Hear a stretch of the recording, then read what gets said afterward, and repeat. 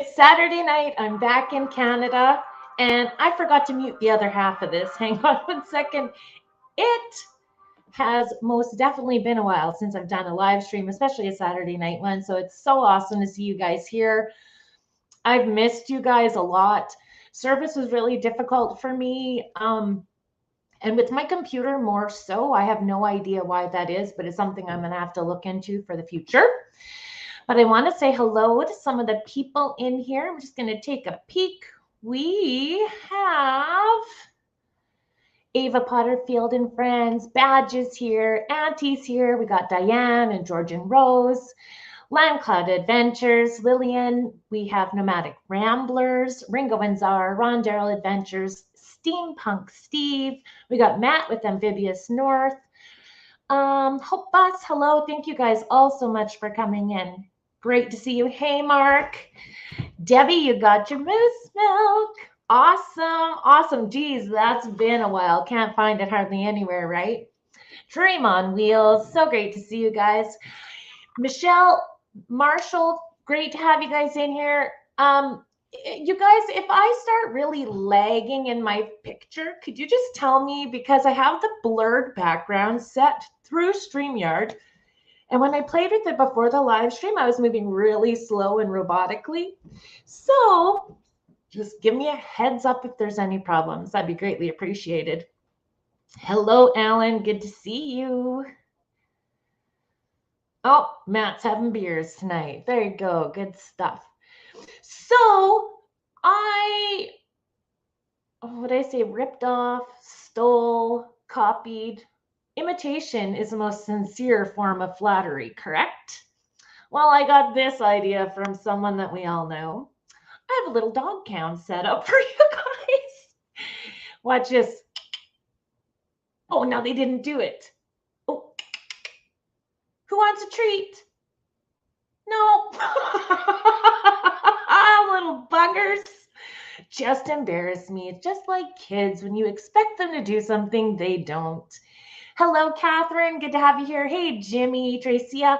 I just sent you a little package out in the mail today. I'm not sure how long it's going to take to get there, but I definitely have something for you. Yeah, those little buggers. Oh, now. Sure, now. Bailey, do you want a treat? Bailey hasn't been feeling well, you guys. I got home.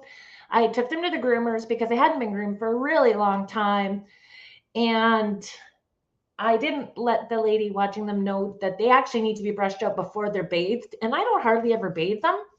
And she loved giving them baths and took really good care of them. But oh boy, there were some shaggy matted dogs. So they're shivering a lot. And I don't know if it's just because they're cold, but Bailey, the white one on the couch right now, something is hurting her. So to pick her up, it's almost like something in her ribs is bothering her. I tried to touch her very lightly on the back yesterday and she yelped. My roommate tried today. The back end was fine, but when she picked her up, her ribs, she could feel that there was something there. So we're going to give her some time to update. Let me see where hey, Cass, good to see you. Hey, Tim. So Marshall says, Paula, did you update live stream camera? Is a blurred background part of the streaming software? The blurred background, I have a paid version of StreamYard, Marshall. So when I go into the settings, not camera, settings, it'll allow me to blur the background. So it's the same area that you can try to do the green screen. And I don't have a green screen set up behind me, but let me just see if I can check here. Oh, now which one is it? Settings, advanced options, nope. Oh boy, virtual background. See, it doesn't work as well as one would hope. You see a little bit of a blur as we go by. Oh, look, my living room is to die for. And just some of my other pictures. This was in BC, which I would love to go back there this year. This is another one from British Columbia. This one's from Northern Saskatchewan. That's part of the ambulance before I made some changes. We'll go back to blur. All right, so I'll just X out of that. So, you guys, I am back home. Sorry if I missed any comments. If you guys do have a comment for me, because I have two screens opened, on the YouTube side, if you put at Van Vida Travels, it'll highlight blue, and that tends to catch my peripheral vision so that I don't miss it. Hey, Crash, thanks so much. Yep, I'm back in Saskatchewan. It's a little bit of culture shock to be back here, you guys. First of all, this is the worst April in my entire life that I can remember. And I hear the door. Hang on one second.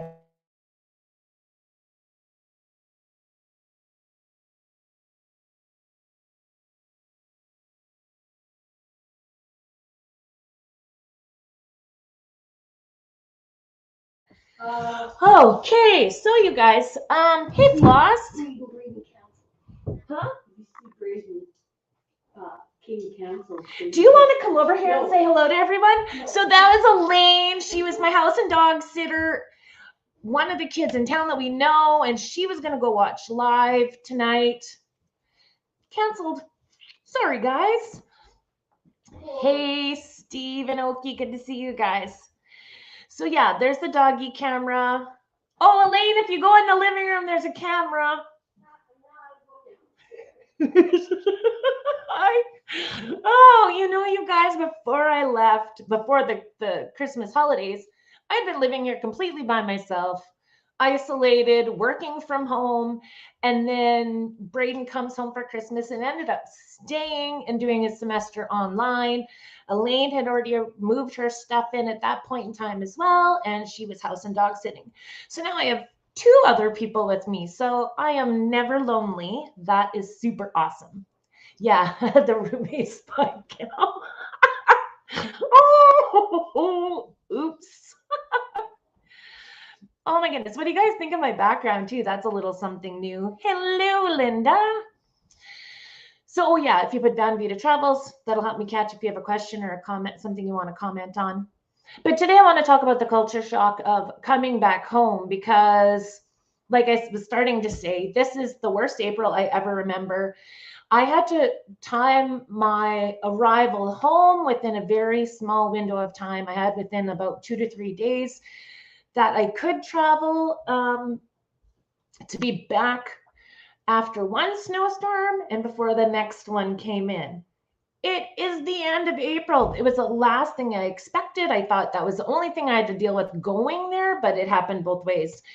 So I did not take the same route home. I didn't go up the I-15 and all through Montana, which is good because that major interstate in Montana from east to west was closed when I was coming home because of the snow. So I asked Kat to give me a route that was, a little less mountain passes and huge ranges of elevation. And she gave me a beautiful, beautiful drive home. I went from Page, Arizona through Moab, hit a little bit of Colorado, Wyoming, and then South Dakota, North Dakota. North Dakota is when I hit snow. My last day driving home, because it took me 2.5 days to get home, my last day driving home was like sketchy as all hell. I'm not gonna lie. It's like people were driving 35 miles per hour in a 65 zone on the highways. It was just sheer ice. And I don't care how many years of my life I've been driving in snow, like since I got my license, I still don't like it, especially in the ambulance. Plus, I'm always a little bit on edge if something's going to happen. So, yeah, it was a huge relief to get home. In fact, it's only been a week that I've been home so far. And so there's been a difference with having people here. I found out as soon as I got home, I will no longer be able to work at home anymore. And that is something that I've been doing for the last 2 years. And I was actually kind of looking forward to possibly getting to do it this summer and just move around the area a little bit in Saskatchewan, but now that's not going to happen. We have Janice. Hello, hello. Yeah, snow's not as bad. Ice is a whole different story, right, guys? Oh, I love you guys playing with the emojis. My channel members have a special set of emojis that they can use. If you guys want to put them all in, that's great. I added Yanai from Dream on Wheels. She is the emoji that Tim just put up there. And that picture is actually from a group photo with Bobby, Johnny's Journey's sister, Yanai and I, and D, Box Fan D, and we had all gone into Lake Havasu. And there's a video on it on my channel, on Dee's channel. It was a really crazy day. It was a big bonding day. And that picture is from that day. So that was my first day connected with Yanai, and we just became best friends from that moment on. I'm just so blessed with the people that I met on this trip, the kindness, the generosity of people. It's absolutely amazing. What, Tim? Do you say Nate's missing? No, Nate's in there. I changed Nate's picture. Keeley has Nate's picture up there. I'm going to have to maybe get a picture of Nate. Oh, maybe I should take a picture of him in one of his hats, and then you would recognize it. But thank you, Tim, so much for the super chat. Now that I'm on the computer, I can play you a thank you.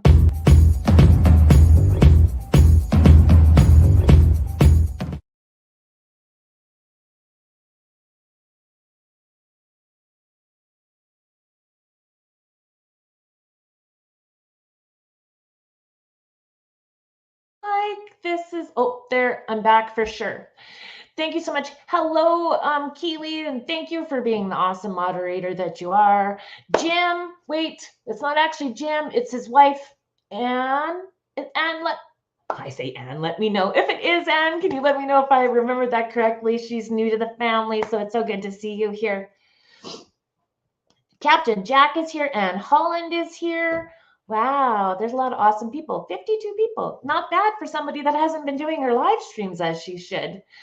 I'm not going to be doing the Wednesday live streams. I think I'm going to leave Wednesdays as a dedicated day to put out my videos. I still have a lot of videos to come out. And, oh, I did get it right. It is Anne.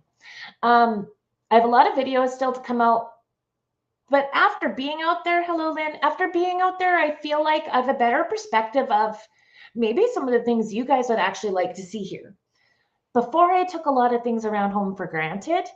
And I think by going away, I learned to appreciate a lot of different things and see things. Now that I know what your world is like, maybe I realize it's a little different in my world, and we can share that a little bit. Hey, Jules. Hey, She Devil. Good to see you. Ron's in the house. So many really sweet people. And thank you to everybody that shared out the live stream, because I can't see who did right now because I don't have that set up quite properly on here right now. Oh, Nate.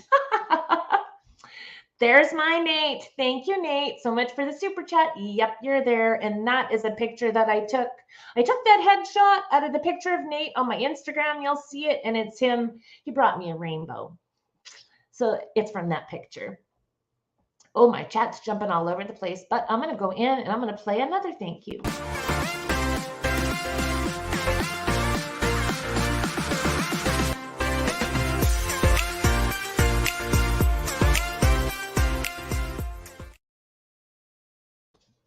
Okay, I think I'm back.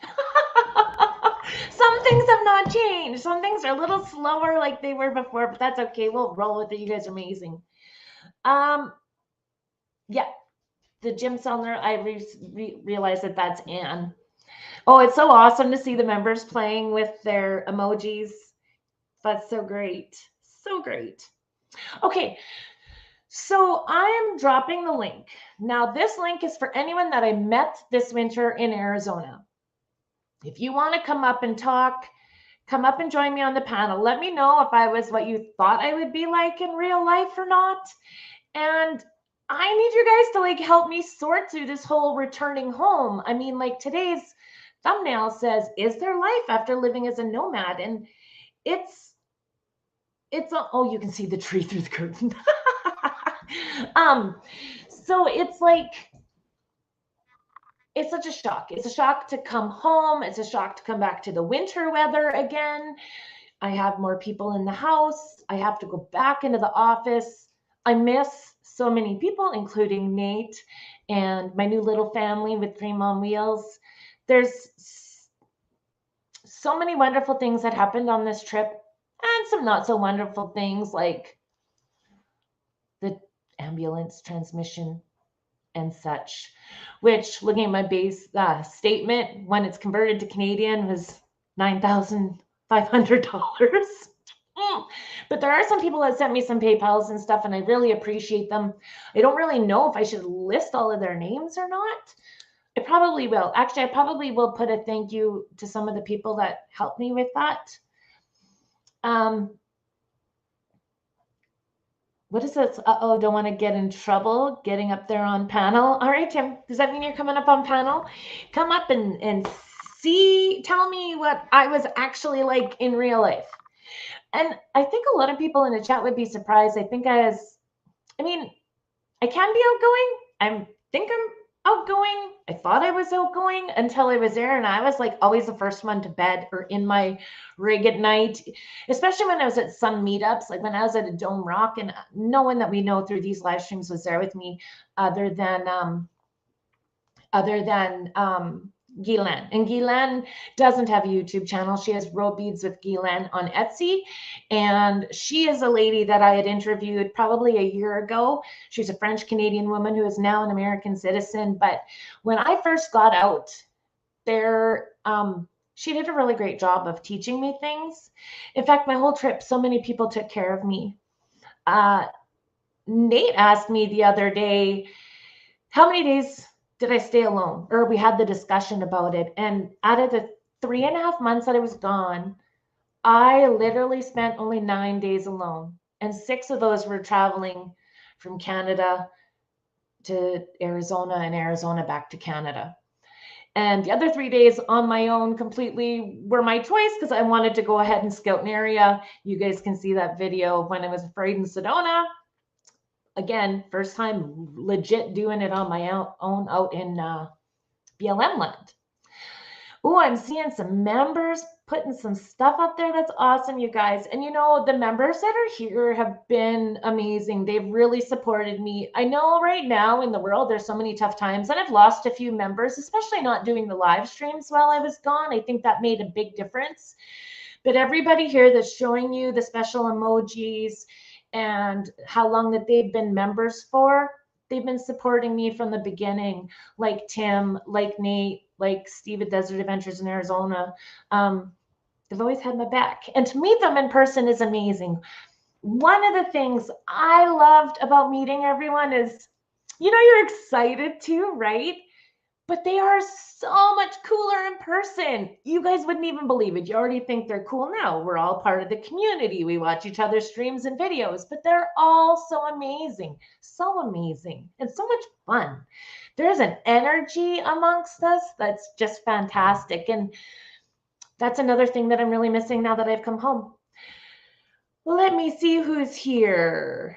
Well, hello. Oh, Sorry, welcome I just back. realized. How you doing? Not that we missed you or nothing. You didn't miss me? I didn't say that. I said it's not that we did not miss you. That's not true. I need an instant But, replay. you know, and Dream on Wheels, I got to give them a big hug because he took care of my baby down there and Steampunk and all them people. So it's all good. No, the Yeah, reason I you know came what? up, I know it was for, you said that anybody that met you on the road, but remember we had a conversation, me and Al, and we tried to explain you Arizona and all that stuff. You got to answer the questions. Did you see any snakes? No. Did you see any scorpions? No. Did you see any bad people? Yeah. Okay. And how many friends did you make? Oh my gosh. Oh my gosh. I said 100. I said couldn't 100. even. How close am I?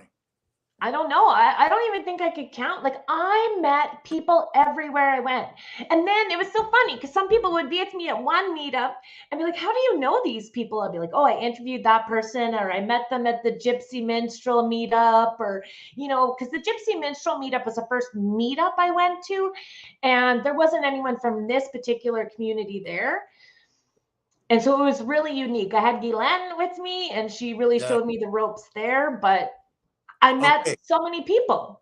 And then Now I'd see them all at Schoolie Palooza. Now the question, this is my question, because I tried to explain this, me and Elle tried to explain this to you, and you didn't really get what I was talking about. Now, Dream on Wheels, when you met them, you thought you knew them all your life, didn't you? Yeah. Exactly. Yanai and I that very first day, and we were with Dee and Bobby, and we were in Dee's car going to Lake Havasu, blew a tire. We all thought we got shot. I've never been in a vehicle where a tire's blown before. But we bonded. It was like friends for life. Like, No, I know. And see, the thing is, and like I told you, and you didn't catch on to that one either, is you don't say bye to these people. You said, I'll see you later. You never say bye. I don't know, Badge. I did a lot of crying with my goodbyes. Well, of course you did. That's why you don't say goodbye. You just say, I'll see you later, guys, later, and off into the desert. Yeah, because I got to remember that I'm hopefully going to see them again. I mean, right now, my budget will not allow me to go this I know that, but I mean, you're still young. You got lots of time. You got lots of time. You're not an old bugger like me. But the thing is that that's what we were trying to explain to you about how you meet these people. And it's like you knew them all your life. And I would say you probably met 300 people down there that you had no idea who they were. Mm-hmm. Right? You'd never met them before in your life. I was howling at the moon with people that I never met before, sitting around a drum circle around the fire. I'm like the coolest shit stuff that I never imagined that I would be doing. And who in the hell would know that you would drive 5,000 kilometers down to the desert and get mooned by some guy? Like, really? Huh? I know. Like, really? Come on. I'm just saying. Anyway, I just wanted to come up and say hi. Glad to see you're home, kiddo. We'll probably be down in a couple, 3 weeks. We'll come for a little drive-by. And it's so awesome. And Nate, don't worry. I don't have the shotgun that's not loaded. Don't worry. It's not. But I think he's a little nervous. There's been quite a few people that have said, Nate, if you do anything. Not nervous. Come on. Now, why would he be nervous? You got me, Cindy, and Kathleen Klein sitting on the fence watching him. Now, why would he be nervous? Come on. Diane was right in there defending me too. And Janice, like, he can't move, but it's just got to work out. That's all it is. It's simple as that. It has to work. There's no way to get out of this. Thanks for coming up. I'll see you soon. And I'm going to bring up Steve at Desert Adventures in Arizona. Later. Hello, sir. How are you? I'm good, Paula. How are you? Man, I was going to want to chat with Badge here. What did he go and run off for? Oh, I don't know. I was just giving everybody opportunities to pop in. Actually, I'm going to drop the link again as well. So this link is for, because I didn't pin it, this link is for anyone that I met this winter in my road trip. If they want to pop up, they're more than welcome to come up. I got to tell you, I didn't realize how tall you are. Like, how tall are you? I think we got a little bit of lag in service. Oh, I'm losing you. Yeah. Okay. So, well, it is a long way. Anyway. Okay. Anyway, Paula, we were both really happy to see you. I've got Starlink internet on the house now, although it's lagging a little bit. I'm not sure if it's my end or yours, but we've got a lot of devices running on it right now. But Oki and I had a good time meeting you. We were, especially at Box Van D's meetup, we had a great time there with all the folks that were there. And by gosh, we're going to be back there next year again. It was a great time. And it was so nice to meet you guys. You guys spoilt me. How big was that bottle of tequila you guys gave me? It was like 2 Canadian liters. It's the biggest bottle of tequila I've ever seen in my life. Share. Oh, I had to share. That stuff is something else. Uh-huh. It was more than I'm allowed to Well, you bring back can't come home over down to the border. Arizona without sampling. You can't come down to Arizona without sampling and sharing some tequila. Right? And did you get some of the moose milk I brought? I did, and we got 2 bottles of that Coke that you brought, and we brought it back here, and we looked at it for about a month before we drank it. So which do you like better, maple Coke or raspberry Coke? I like the raspberry. I think Badge is right. The raspberry is probably my favorite. Yeah, I tried to bring a few different Canadian things for people that were out there. I tell you though, I was so spoiled. Like I had set up that black table outside of the ambulance, and I'd be gone somewhere, and I'd come back, and people kept leaving me gifts. It was like wow. Yeah, yeah. That's where you found the bottle of tequila too. I think, right? Yep. I had no idea. I was like, what the hell? I gotta leave the ambulance more often. Anyway, folks in the chat, Paula's just I can't describe her. She's just a fantastic person. You know, we really, really love you, Paula, and we had a great time with you. Aw, thank you. I adore you guys. And we need to see more of your wife. She is such a cutie patootie. It's probably not going to happen unless I trip over her while I have the camera in my hand. That's about the only way she gets on camera. Oh, but she's so cute. I have to have a talk with her. Well, I tell her that all the time, but she doesn't believe me. So, you know, the wife is always right. We'll fix that. Yeah, you guys are awesome. Okay, Paula. I'll get off here and let you run down your list. It was great meeting you, and I'm really happy I could come up here and enjoy. Awesome. Well, thank you so much, Steve. Give your wife a hug. See you guys later. Oh, I think I know this person that's in the basement.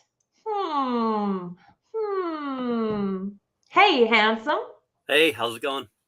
Good. It's so weird to be on a live stream with you beside me instead of like right beside me. Right. Well, now you're lagging. Oh, okay. I'll change my settings. Oh, I was going to say it wasn't doing anything until you said it was lagging. And then when you said it might lag, it lagged. And then is this better? Well, yeah, it should be. Oh, I totally copied you with the dog cam. Your raspberry Coke? Yeah, you guys brought it up, so I had to dig it out. You saved the bottle? Of course I saved it. Of course. And hey, then Tim, good to see you. What? Oh.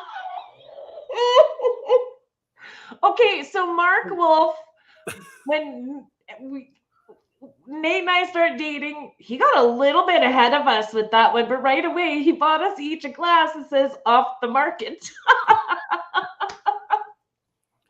Oh my God, that was so funny. Hello, Bernadette, and hello, Bernay. Good to see you guys here.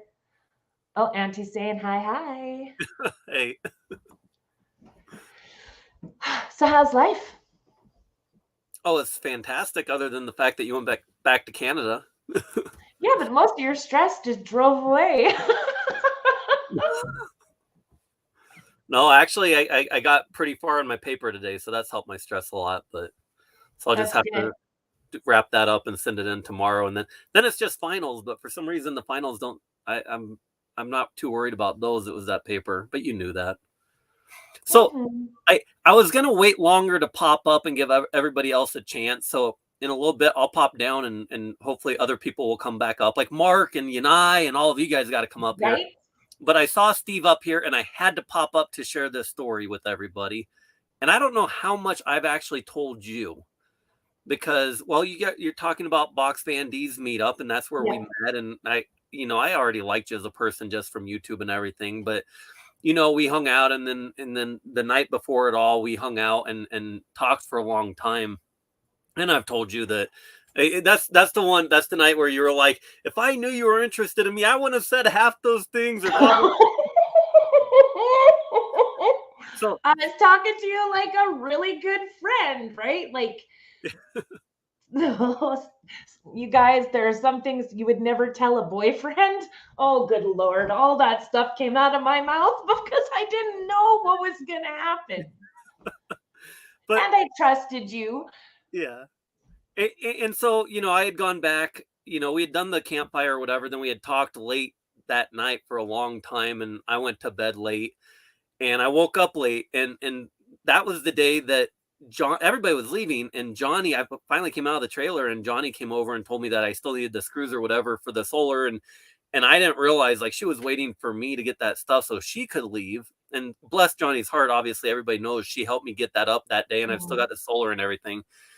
And so everybody left, and and a lot of people know that I after Box Fan D's meetup, I didn't have any specific plans. I wasn't gonna. You guys were all going to Schoolie Palooza, and I was kind of like, I'll probably just do my own thing. And my semester had started and everything, but we had such a good time. I knew you were at Schoolie, and I've told you this. That's why I went there, was because I wanted to see you again. But because we weren't dating yet. I still did not know. Yeah. I didn't clue in. Yeah. So that next day when Johnny helped me put up the solar and everybody took off, I think there was a couple people left, and Steve was one of them, but I didn't know it was his rig. I had met Steve, but I didn't realize it was his rig over by Greg's. And so that night, we did the solar, so I already had the ladder up, and I went up there and I sat on the roof and I looked at the sunset, and I was thinking, and a lot of it was about you. And just kind of everybody, it was kind of lonely too because everybody had left. and so I guess Steve had seen me up there, so the next morning when they left, he came over to check on me, and he had said, I saw you up on your trailer yesterday, and I just want to make sure everything was okay. And at the time I had responded like, oh yeah, we were just putting solar up, and I didn't realize that maybe I looked depressed or something up there. I don't know what it looked like to him. But yeah, that's actually so Steve, I was just up there thinking of Paula actually. But yeah, then he came over and obviously checked on me before they left, which between him and Johnny, I was feeling so like they're not people I had met before. And it's one of those things, like Badge says, you just like meet people and everybody's so amazing that they trip over themselves to help you. Yeah. You know what I mean? Like, they're just phenomenal people. I didn't even realize how many people in the world were that amazing. Yeah. Oh, you're lagging again. You're still lagging, but that's okay. I'm lagging? Well, maybe it's on my end. It could be on my end too. I have pretty good internet here though. I'm in the kitchen. Maybe it is me. Can you guys put a 1 in the chat if I'm fine, a 2 if I'm lagging? That might help. Not that I can really do anything about it. Well, yeah, and it's just your picture freezes. Everybody can still hear you and everything. I think the person that needs to come up here though is Mark, your brother. I want to see Mark here. Okay, so I got 2 that say I'm fine. Oh, some are saying it's good, and some are saying it's not. It's like so random. It's almost half and half.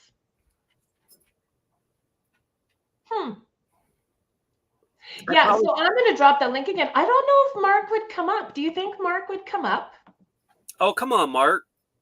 So I'm going to drop this link. Again, this is for anybody that I have met on my trip. And I should probably type that in and then just pin it to the top.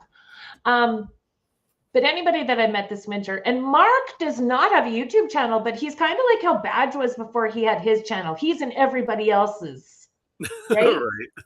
He's like a famous YouTuber without a YouTube channel. Well, and Mark's another great example of people that you had no idea who they are. You kind of meet them, and he's just going left and right helping people out. I didn't know the guy, and I was talking to Traveling Granny, and he had come over like, oh, I'm going to the store. Anybody need anything? And next thing I know, I've got the little jerky treats for the dogs that I didn't even ask for. And he's just and always buying wood for the campfires.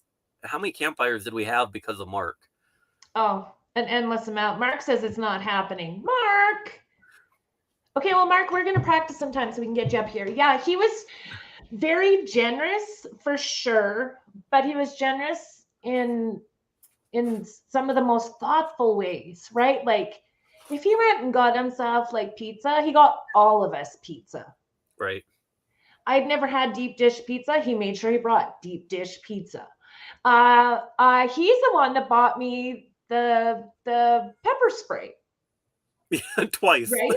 Twice. Because yeah, I gave Sherry, another female ambulance driver, one because she's on her own a lot and I was with everybody, right? We were already dating and stuff and we kind of had our little caravan, so I thought she needed it more. And then after Sedona, when I went ahead on my own and there was all those scary people, Mark bought me another one.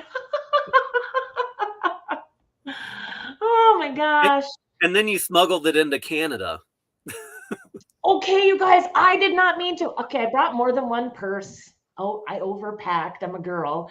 And I didn't realize it was in one of my purses in the ambulance. It's still in there somewhere in that purse. Oops. Well, oh my goodness. What happened to your dog cam? It's right here. Hang on. You can just see. I don't know where Vader is.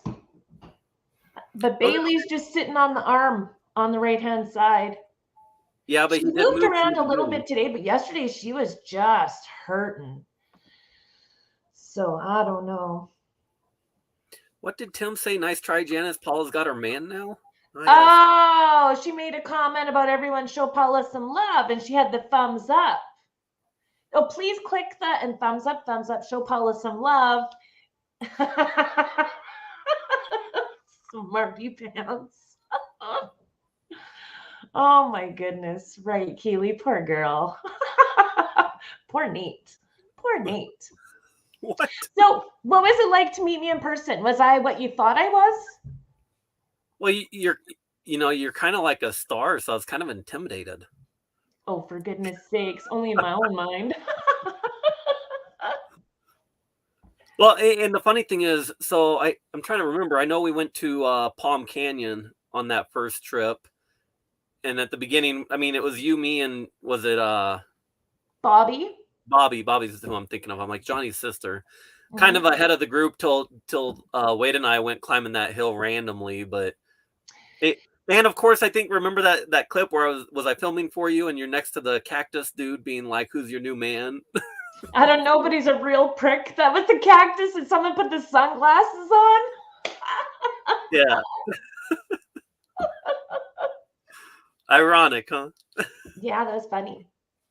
But yeah, and you know, I was climbing like a son of a gun at first on that first Palm Canyon trip until I turned around. And then I froze and Wade actually helped me down and I cried the whole way down because I was scared, but I was also disappointed in myself. But then when we all went the second time, you made sure that I got up there. You and Yanai, because Yanai was not having it if I didn't get up there. Yeah, I was going to let you back down if you didn't want to go, but Yanai was like, "Oh, no, girl, you're going up. You are going up." I was like, do I really need to be able to climb to the top? Is it okay to have boundaries?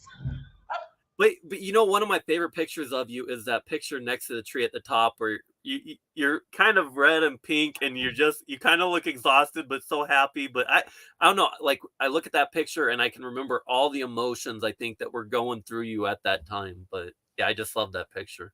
I was excited, but I was so scared because, well, we'll talk about the hiking later. I just got to say thank you to Tim here for that super chat. And I got one from Aloha Conk. So I'm going to play a thank you for you guys. You're so awesome.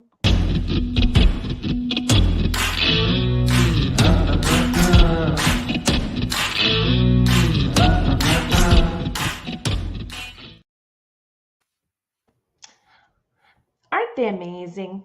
Did you see Auntie Cindy's comment? Man Finder goes, actually, you know what? Okay, so I put a message out to all my channel members, the ones that are the memberships, that if they sent me their address, I'd send them out a gift. And so the only one that responded was Tracia. And she has helped me a lot as well. I mean, everybody knows how much Tim helps, but she does a lot of the behind the scenes stuff as well. And I was looking for a man finder to send it to her, and then I forgot. But I did send her one of the bracelets that I made, and I sent her a copy of my favorite picture from when we went to Lower Antelope Canyon. Very cool. Yeah. Yeah. I was like, woohoo. So that was in the mail today, as well as when I got home, I saw I had some mail returned to me that I'd mailed out to Kelly Bliss. She had won one of the big stickers, and it was here in my mail. Even though I took it to the post office and they weighed it and everything, told me how much postage to put on it. It must have been someone pretty new because they forgot to do it at international rates. Oh, It came back saying I owed another $1.25. So that got sent out today as well. Hello, Brandon. Good to see you. I don't know if I said hello yet. Yeah, so I don't know where Vader is. Vader. you saw that package that Tracia sent to Van Life Voyages, right? With the For safety Tanya's monitor. birthday with the caution monitor, or no, what was that, safety It was monitor? a safety monitor or something. I was like, I want that hat. Nobody will let me wear it. Can't send me anything that's the best big fence. Oh my gosh. Hey, We Shannon, never good did to see see you. that. Huh? Wasn't that sticker supposed to come out at Box Van D's meetup? No, Kelly wanted on No, Tim sticker. Doesn't he have the big one that Travis wanted Tim, to did like I run already around? send you the big sticker? Oh, Huh? goodness gracious. Did I forget? I can't remember. Tim, do you have the big sticker? I wish I had a better memory. All I know is that Travis thought Tim was bringing it so he could run around with only that on, covering himself. Something Well, about that's that it. anyway. Hang on just a minute. So I'm going to put a reminder out there to everyone. I'm only bringing up people that I met this winter in Arizona. Tonight, other times we'll bring up other people's, but I'm going to put that into this chat. Oh, he does have it. He says, haha, Nate, I ain't giving it up. Yeah. Thank you. Now I was second guessing myself. I'm like, oh my God, did I forget to give him that? Like I tried to bring some Halloween candy that was like some of our chocolate bars that I know that we have that you guys don't. There was some chips, and I brought a lot of the maple and raspberry Coke, a couple lanyards. I gave it all the rest of my Van Vida t-shirts. Well, they were Vida t-shirts. I'm trying to remember. And then 100 stickers. Went fast. Stickers. I thought you had 50 pasty sets. No. Hey, I've got a. Never mind. Get myself into trouble. Grandma, turn this off. No more listening, Grandma. Oh yeah, and that's right, because your grandma watches. And Yeah. now when I say you need to be safer, I have another person that's got my back, or I got hers, because she's had to deal with you for a heck of a lot longer than I have. Yeah. So even when you put that thumbnail out of me teetering on the edge of that cliff, I emailed her right away. Because if anyone doesn't know, I email with Nate's grandma. I let her know right away you were cheeky and that you photoshopped that picture in there. Oh, I got to type the rest of this and I'm going to put this in. Hello, Guylaine. Good to see you. I got Hey, Steampunk Steve that I'm going to bring up with us. Steve. Hello. How are you? Oh, mostly okay. Mostly okay. Yeah. So, to anybody that doesn't remember, Steve has been on my channel before and on a live stream when I was in Arizona. But Steve is the very first person that I met that I wanted to meet in Arizona. So I got into Arizona. I spent January 5th getting kicked out twice in Lake Havasu. Oh, and then I went to Ehrenberg, and Steve drove out from where he was camped in his huge bus to meet me and guide me out there and took care of me. Yeah. You surprised me how far you drove every day. I'm like, she'll be here in like tomorrow, the next day, and then you show up. I'm like, yeah, well, you run away from snow. Some people do it faster. Oh yeah, like what am I gonna do? Lounge around in the ambulance with all my heaters running? Like I wanted to get there. I mean, you got to meet all kinds of interesting security guards and stuff in Lake Havasu. Right? It is my first night in Arizona and I get 2 knocks. Yep. And if I'd known, well, I think I knew you were there and told you can't camp there, but you were a little tired. Something was said in that live stream I did that night, because I did the live stream that I got there, that it was my birthday, that I'd already gotten 1 knock. Yeah. So and then you were saying I couldn't, but I never knew that there was a place that had city ordinance that said no camping anywhere in this community. Lake Havasu is a lot of wealthy retired people that don't want nomads there, but they love taking our money.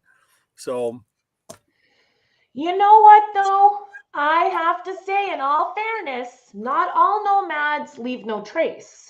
When we were at Craigie Wash, right, Nate, some really bad garbage problems. Yeah.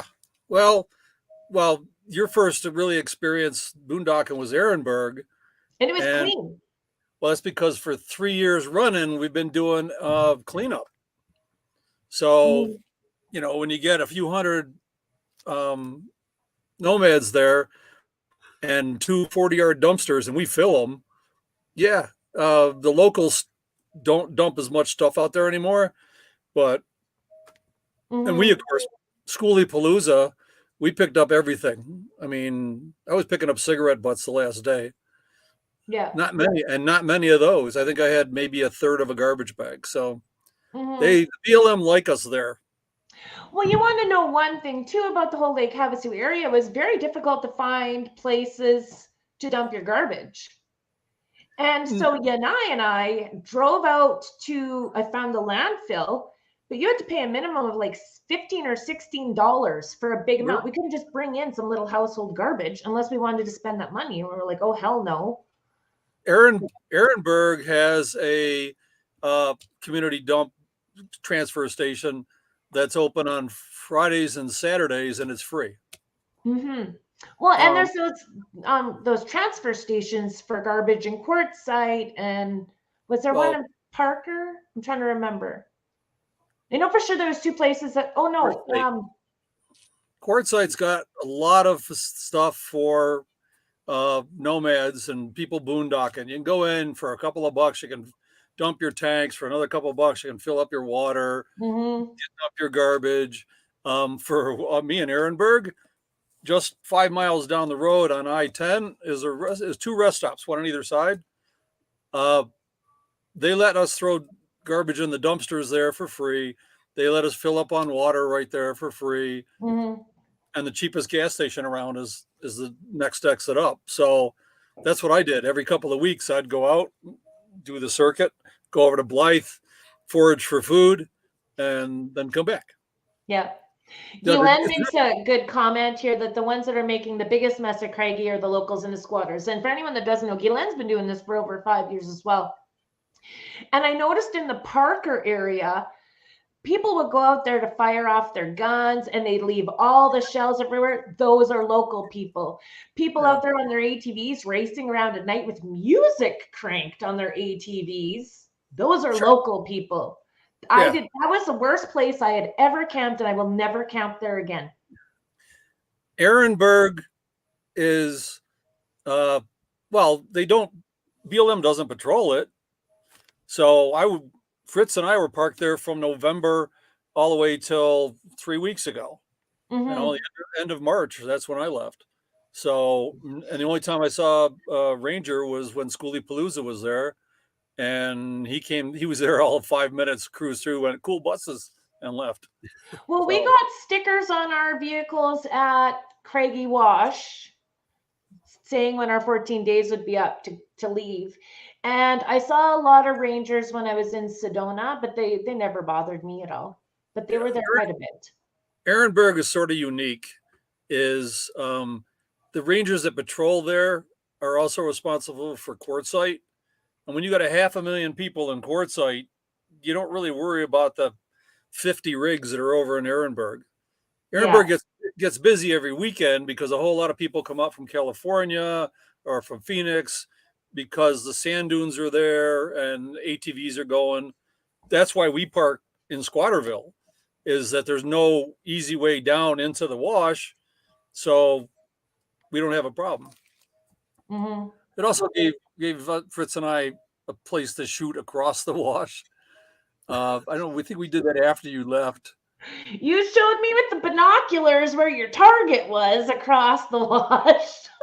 It was 300. It was only 350 yards. It was over by where you had all the wild horses kept stirring up dust. Yeah, it wasn't quite as far as where the wild horses were, but yeah, it was a ways away. Well, it wasn't as far as the horses, but that direction. No. And actually, when I forget what happened. There was something right after Schoolie Palooza, we stopped seeing the horses. So I think that there was just too much noise and stuff going on. They stayed down by the river where, of course, that's where the alfalfa is growing. So there's all kinds of food and water. And why would you want to hang out in the desert when there's free food just over the hill? So, Hey, Paul, we'll be there next year. I'm going to jump down and let you talk to Steve and let Guylaine and Tim and other people come up, but I can come back up later. Sounds good. Thank you so much, Nate. Good meeting you, Steve. Yeah, you too. So, Steve, did you know that's my new boyfriend? Say again? Yeah, I saw that.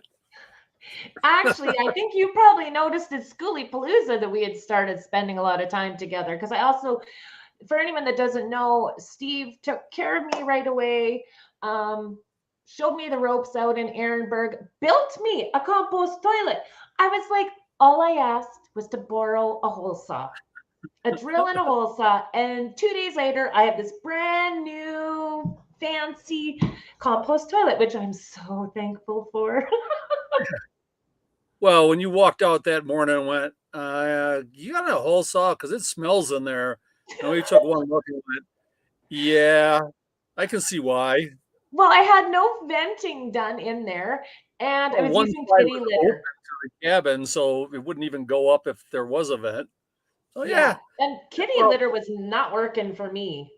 Oh.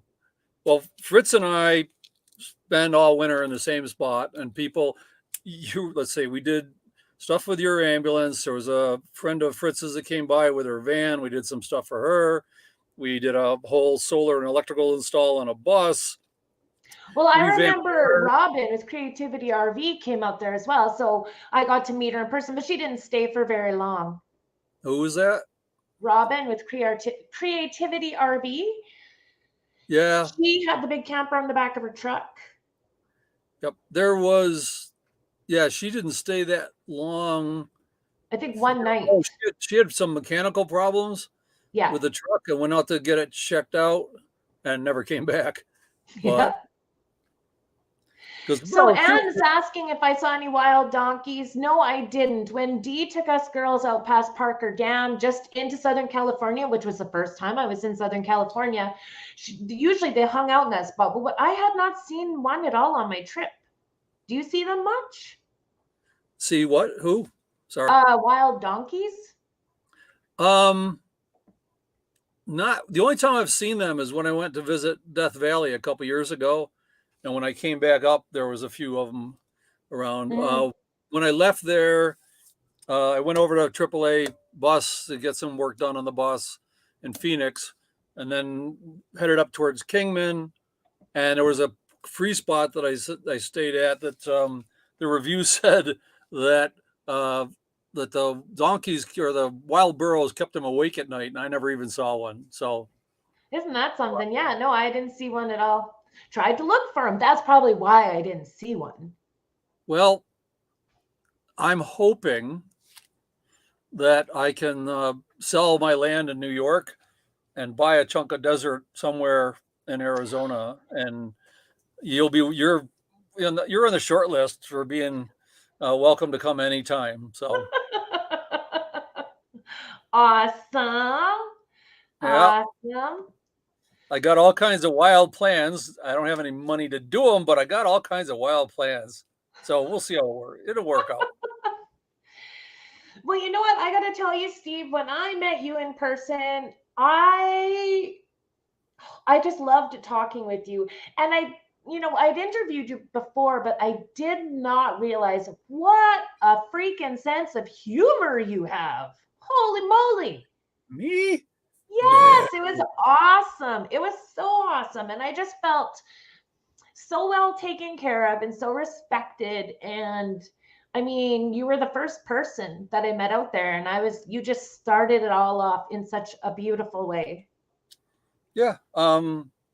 Hey, I always figure that life's a joke, and the punchlines, sometimes my punchlines are more slapstick, like which I fall down, I do something stupid.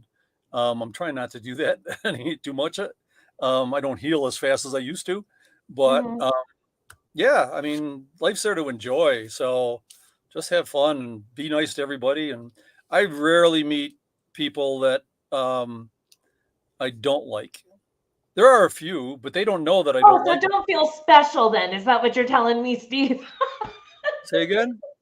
You had a little So don't lag feel in there. special? Is that what you're telling me?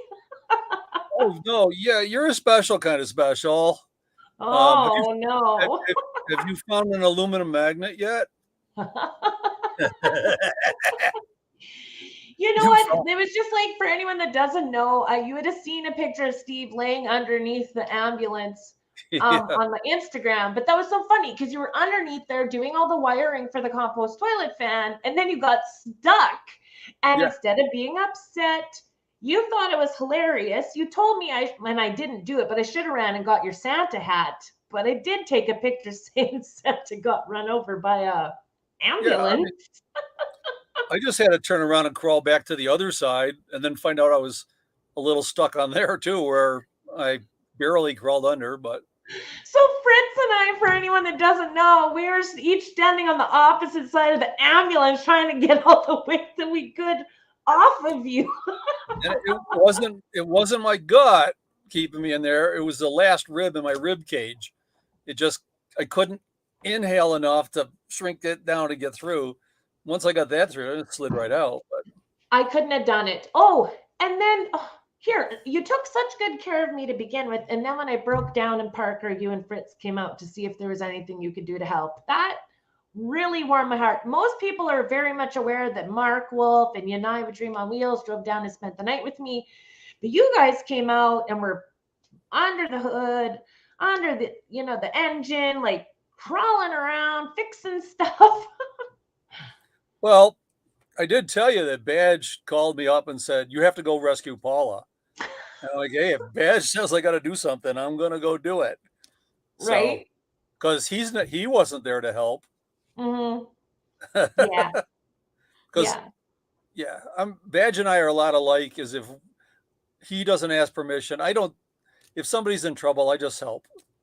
And I think I told you, my dad was a scoutmaster when I was born. I was literally raised a Boy Scout. So I can't see somebody needing help without helping, or at least offering. So. I really appreciate you, and you have done so much out there for me. And you're one, when I talk about the amazing people, you're one of them. So I just really want to thank you for making my adventure so much fun. Yeah, well, even though you were tired and a little punchy when you got there. Oh, I had the shakes for a couple days or whatever, and I couldn't sleep. Yeah. I forgot about that. Yep, we were trying to be quiet because Paul is trying to sleep. Leave her alone. Keep the parties down, Steve. Yeah. Trying to get some sleep. And you'd wander out, watch the sunset. Yeah, that was my first experience with the Arizona sunsets, and all of us, we would all get together, sit and watch it, and then everybody kind of just went and did their own thing. But every night, that was like the ritual where everybody sat, and it was such a great spot to watch the sunset. And well, Arizona sunsets never disappoint. They're 9 times out of 10, they're spectacular. Mm-hmm. So there at Ehrenberg, there was no mountains to get in the way of any of it. It almost felt like at home for how long we could see the sun go down. Yep. but the colors. And I don't know what it is about the stars out there. We have stars here, but it's like there's so much brighter, or there's more of them. It's just a starry night is just so much Well, more impressive there. the only light pollution we have is from Blythe on the other side of the river, which Mhm. is 6-7 miles away, and there's no light coming from anywhere else. Yeah. Quartzsite's 18 miles the other way, and there's mountains between us. Nothing north of us till you get to well, there were some lights along the highway, but No, it was phenomenal. And it was yeah. so peaceful to be out there, and and I got to meet Gina as well out there, Gina Bertowski, and she's just amazing, an amazing Yep. person too. So where are you right now? I'm in Brigham City, Utah. I'm at my son's house. My granddaughter's birthday was last week, so she just turned 3. So that's what I do is I come up there and let's see, what's badge saying? It says there's not enough keys to say how much an awesome Yeah. buddy Steve is. Love, Buddy. Yeah, I love Badge. Yeah, I come up here for my granddaughter's birthday, and he's always got projects for me. Surprise. Yes. So yeah, we've been building a retaining wall for his driveway that's sort of got a slope to it. We're going to build it up level, so I got a place to park. So, Oh, nice. but I got up here just in time for snow. Not much. There was a day where it snowed overnight, like an inch, and then as it melted, almost gone, it'd start snowing again. Mhm. But This is a crazy weather year for all of North America. Like, yeah, we got snow here, but so did a lot of the US. And the warmer states were cold and windy. well, where Gina is now visiting Mike from which one's his? Navigation Nowhere, Yeah, he's in the Adirondack. Yeah. And she put up a thing with they had a lot of snow. I mean, that's where my school was. So my college, all the professors are commenting on how much snow they got in mid-April, and I'm like, that's normal. Mhm. When I went there to school, graduation was the first weekend in May, and there was always snow piled up in the corner of the parking lot. See, and that's not normal for me. Even though I'm in Canada, we don't get that lake effect that Yeah. I have learned since about. Well, Steve, I got a quick question for you. okay. Okay, first of all, how long have you been doing the nomadic lifestyle? 5.5 years. 5.5 years. I got on the road Thanksgiving Day, 2016. So if you couldn't do it anymore, like I only got a small taste for 3.5 months, but I am now back into sticks and bricks, and I'm kind of struggling. Yeah. Do you think there would be anything that would be a challenge for you if you weren't living as a nomad anymore? A little bit. Well, that's part of the reason to buy the land in Arizona. I can spend the next 10 years, 11 years building. I kidded all winter I was going to build a house that was buried underground. And when it got to be summer in Arizona, I was going to go nocturnal. I'd come out in the middle of the night, go shopping at Walmart, come back and go back underground. Yeah, I don't really think I'll get used to 120 degrees, but then I don't think anybody really does. Mm-hmm. We'll see if that works out. But it's a lot like I lived in a teepee for from August to December one year when I was teaching at the college. I was the crazy teacher that lived in the woods. And the last week I was there, I'd taken the teepee down, and one of the professors had an extra house to let me stay in the house. It was weird that all of a sudden I had this so much more room, square walls, but I've lived in small places that the bus is about as big as, maybe a little smaller. So the fact that I can't start my house up and move it would be a little weird, but. Is there anything else that you would miss if you weren't in the bus? Just meeting all the new people all the time. Because I started thinking about it. All right, I just spent 5 months in one spot. right? Then I traveled up here, and I took about a week to do it. I just took my time, and I'm going to be here for 2.5 months. And when I leave here, I'm going to go visit Jack's Austin up Oregon, Washington area for a while, and then I head east to Schooley, UP, up in the Upper Peninsula. And then I get to New York, and mid to late August, I pick up my grandson for another adventure. So this year we're going to Maine. Last year was ice cream in the Adirondacks. This year we're going to Maine. Oh, so, that's awesome. That's so awesome. So I'm just going to remind everyone in chat that if I did get to meet you this winter, there is a link pinned to the top of the chat. So that's just for people that I met in Arizona or Southern California. I think Southern California had already met everyone. Oh, except for Ron Sees America, I saw by Joshua Tree. But if you have a question for Steve or I, absolutely put it in there. If there's a few questions coming through, put at Van Vida Travels so that it highlights for me. Badge wants to know, does he have to bring a shovel? No. What does that mean? Snow shovel. I'm sure snow. No, it melted. It became well-behaved snow. It's pretty over on the mountain over there, because we're right next to the mountains. So you're in the basin, right along the edge, mountains. Pretty snow. I don't have to shovel that crap, so I like it. If it's deep enough that I got to shovel it, I'm not real happy. You know, I wasn't real happy. I put on long pants for 3 days. That's not normal. I'm used to being in shorts. The shovel reminds me of realizing how hard the ground is in the desert. Like I watched a lot of stuff about people, what they do with their compost and things. And they always say, dig a hole, bury it. You cannot do that there. No, it's really interesting is it's hard to drive a tent stake in, but it's real easy to pull them out. The wind comes along and then it's out.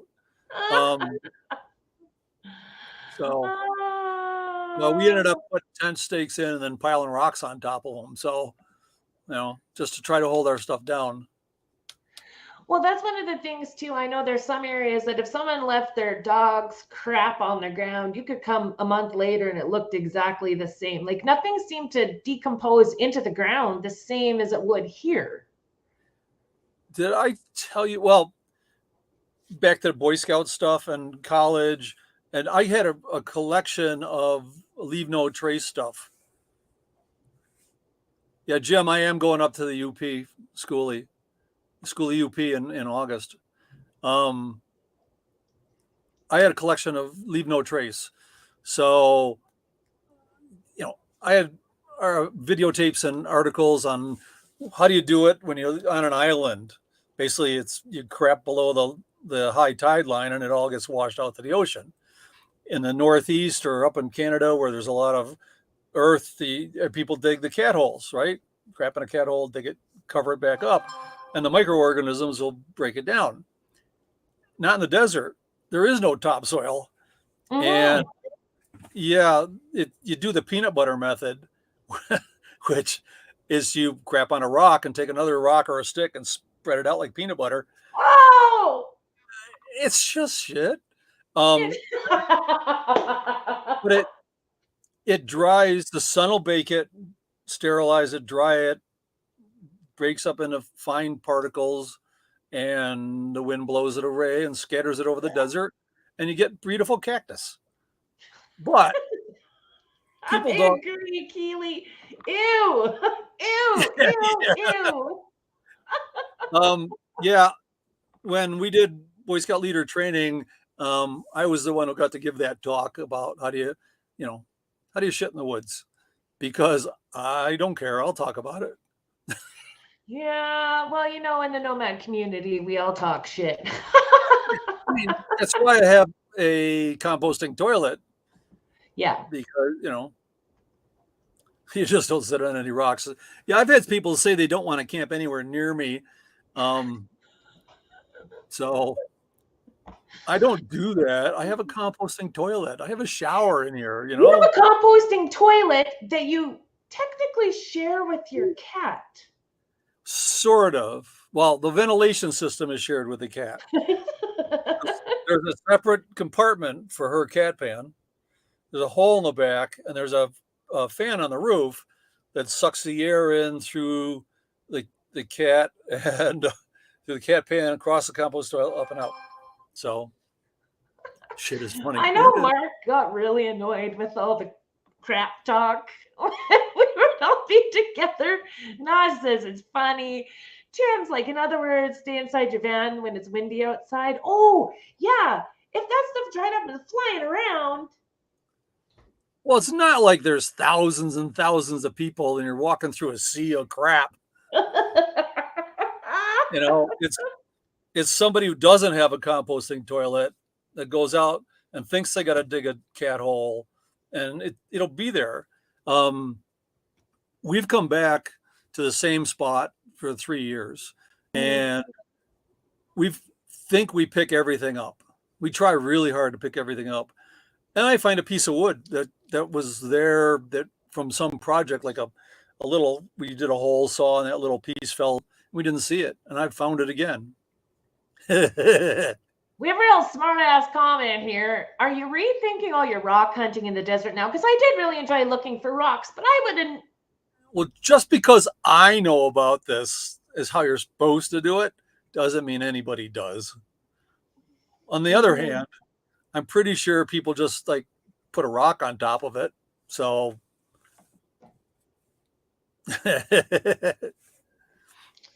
again, I don't care. I'll talk about anything.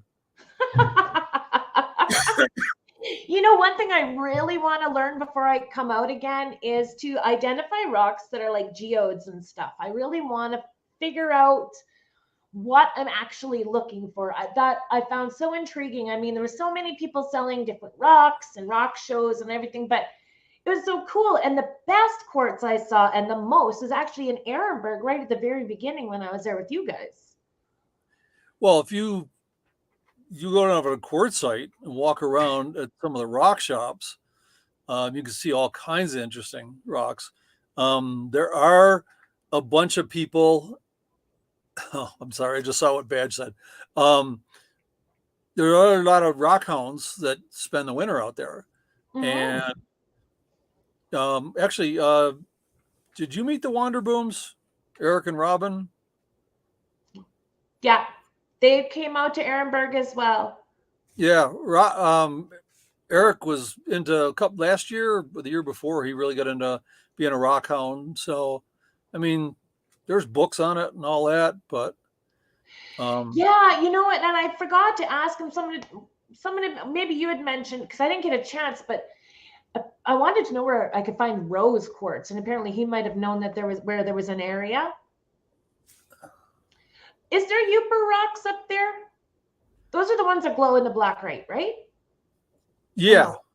And I keep thinking I need to get a black light to do that. So, yeah. What? You got a bunch of jokers for friends. I love these people. Oh, I love Blind View. Blind Views are trying to get on my good side, and it's working. Actually, you know what? My trip did so many good things for me in here and here. And I don't know. I could probably talk for an hour just on how much I enjoyed life.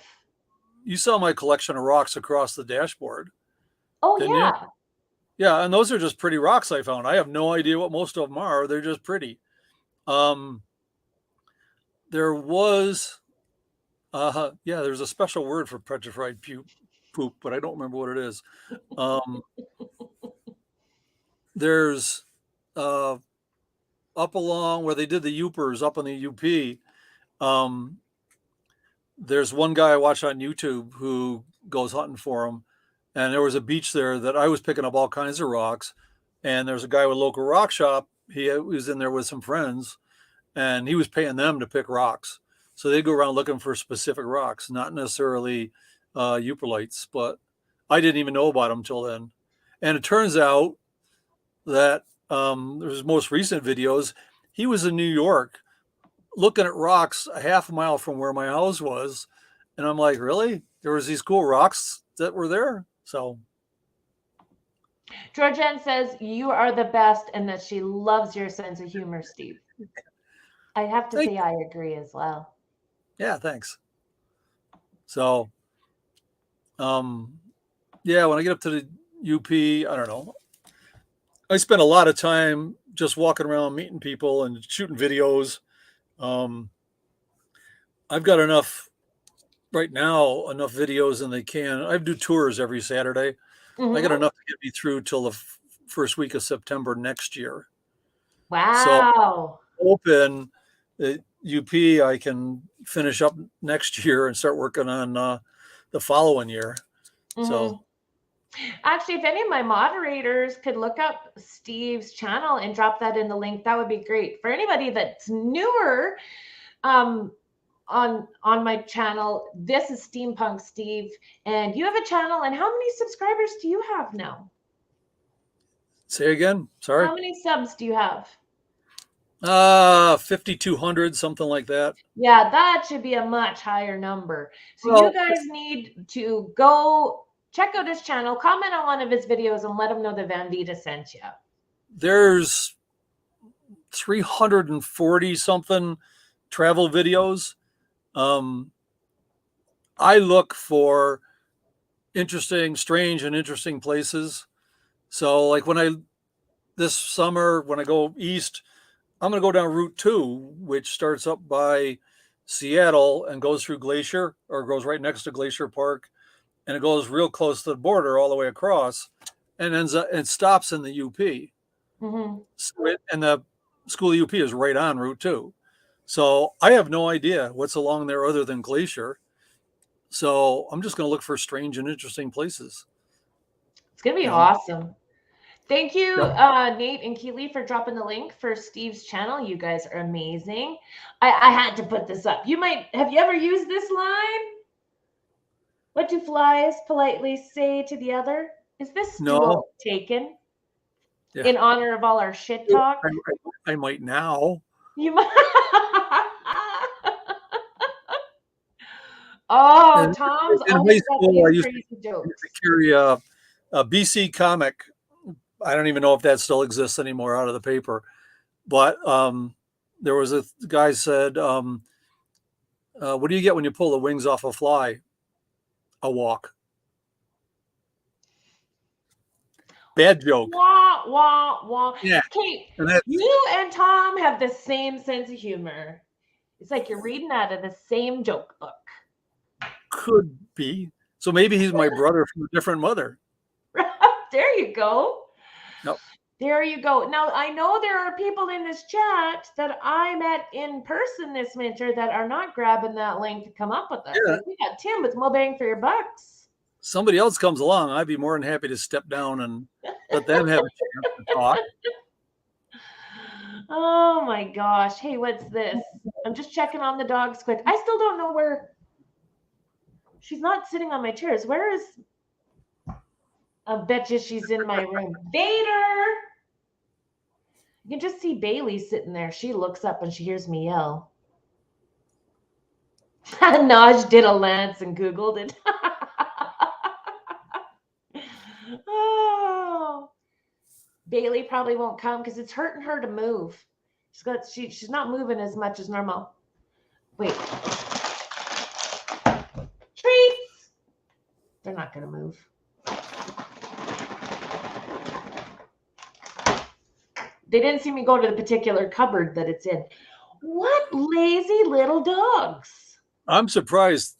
I sit at this table and Cammie almost always comes walking through whenever I'm watching something on the computer. Wrong bag. There you are. Okay, I got to show you her new shirt. Come here, Vader. Bailey can't wear hers right now because she's got that little bit of pain there. Come here, pumpkin. Look.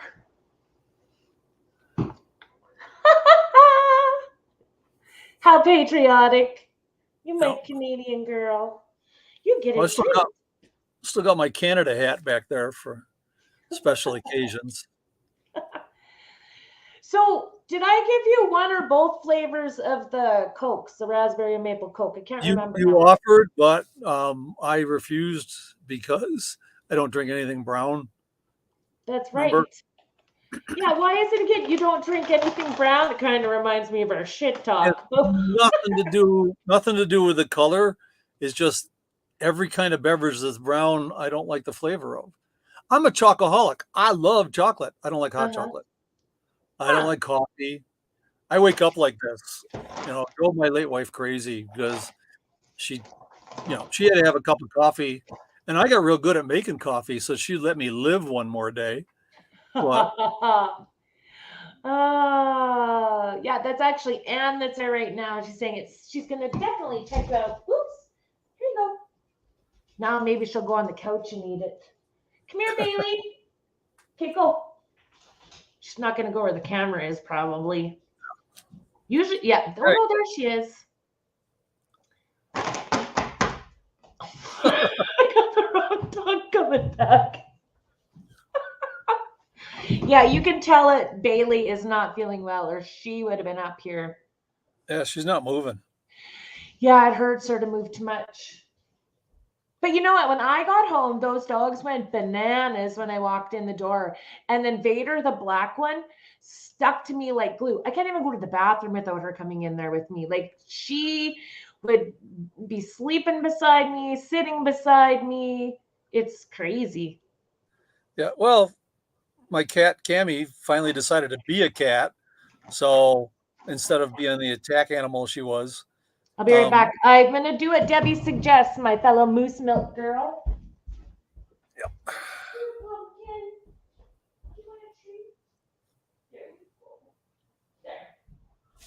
That's right. Debbie's right. She's hurt. So we should just take it to her, princess. Yeah. Well, she knows she rules the place. Yeah. Oh, so before Bailey was hurting and I was home, I'd be on the couch and, both dogs always come at the same time and they want the attention. Vader was stepping up on her authority and like snarling at Bailey. She wanted my attention alone and wasn't going to share. Yeah. Like my son has a couple of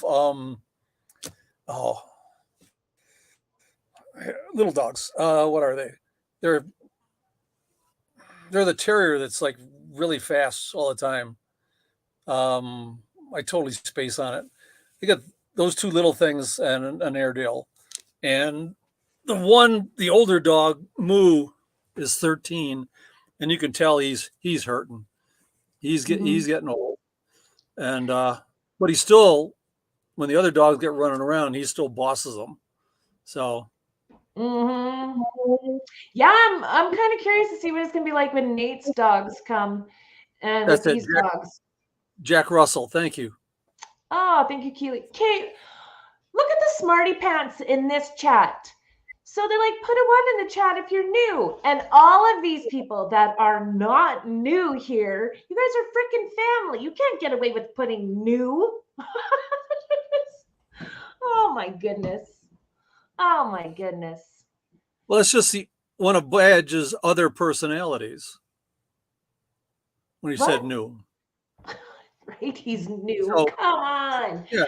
Hey, I got a technical question to ask you. Now, when I came out to Ehrenberg, I became the mayor of Squatterville, and you said it can only be a Canadian. Yep, that's true. Was I only mayor while I was there, or the whole time I was in Arizona? You were acting mayor, because Badge is the permanent mayor. Oh, of course. Okay. It's like when you left, I became acting mayor again. Okay. Because I lived just across the lake from Canada, and I used to go to Toronto all the time. So I guess I'm a little bit Canadian. I don't know. Oh my goodness. Joy Bless Life's like, who wants to claim being old? New or family, right? If you've been here for a while, instead of saying old, just call yourself family. I think Joy misspelled odd.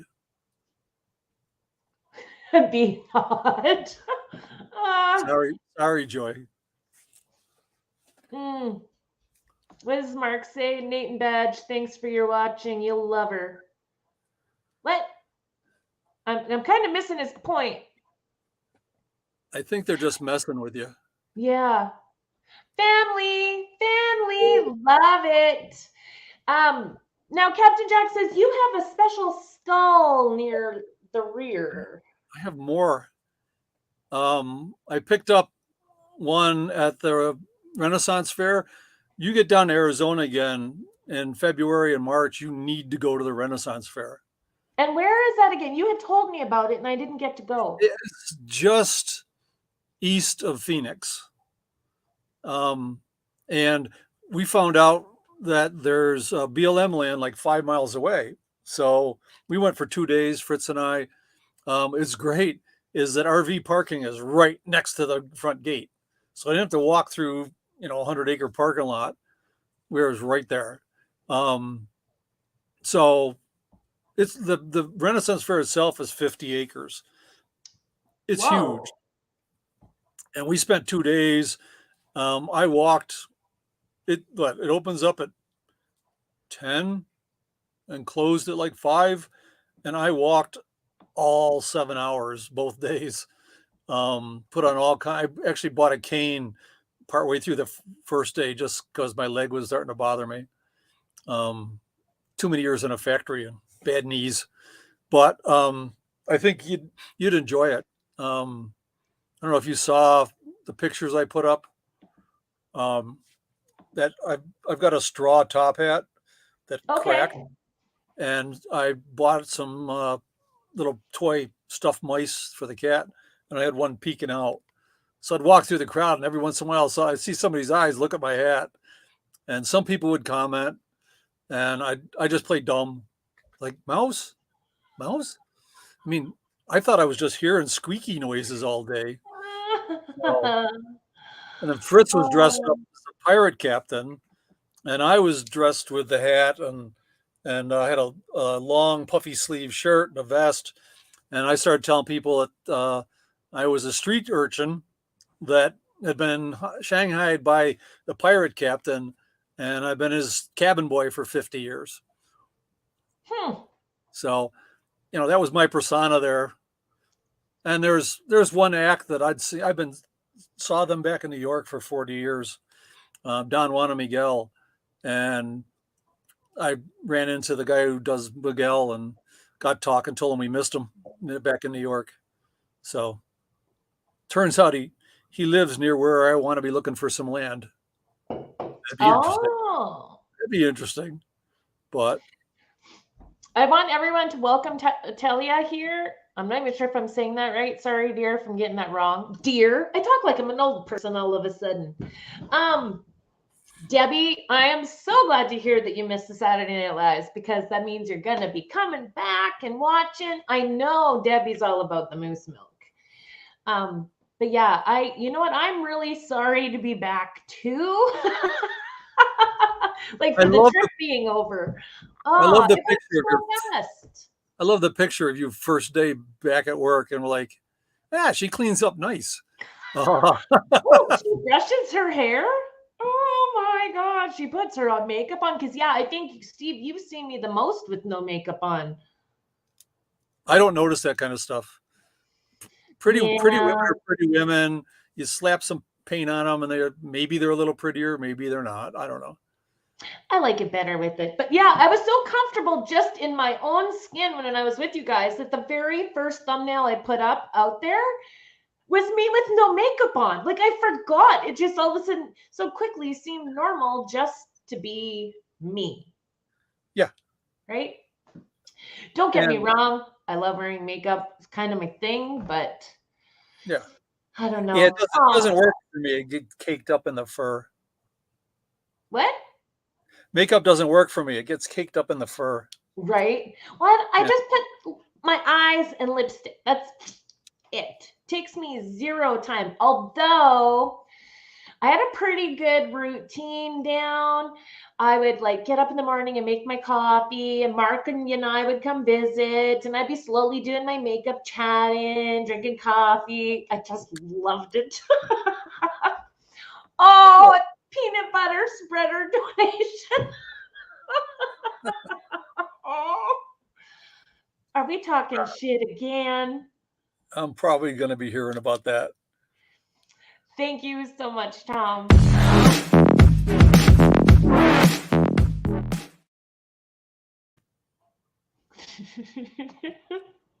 What a funny guy. Well, I'm still Oh, hearing wait. about my comment about cutting holes in people's roofs. So, What? people come out and want fans put in. Like, I hear you like cutting holes in roofs. Yes, I do. It's not my rig. I have no problem cutting a hole in your roof, putting a fan in. Yeah, So, because you go to the van builds and stuff like that, and that's usually the thing you do is help people. You volunteer your time and you help people put that in. That's yeah, awesome. that was it. I'm not sure. I'm getting older, so it's a little harder to stand back up. Gravity really likes me, and trying to do that on a roof and not stumble, fall off. I mean, as a kid, I used to jump off stuff higher than the buses and stuff, but I'll still do it. So, So Captain Jack Scrapper says to ask Steve if he might be coming to the troll side of Michigan for M22 in September. What does that mean? it's under the bridge.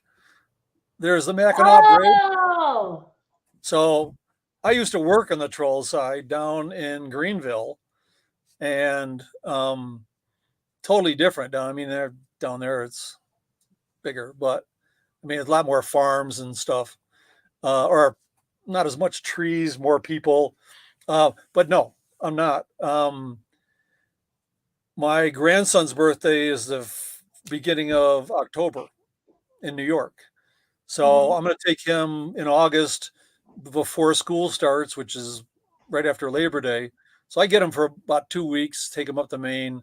And then I don't know, I might go up to the Adirondacks and hang out and help Mike and Gina and all those people. get to hang out with them. I'm so jealous because I met Michael with Navigation Nowhere with Janelle in Alberta.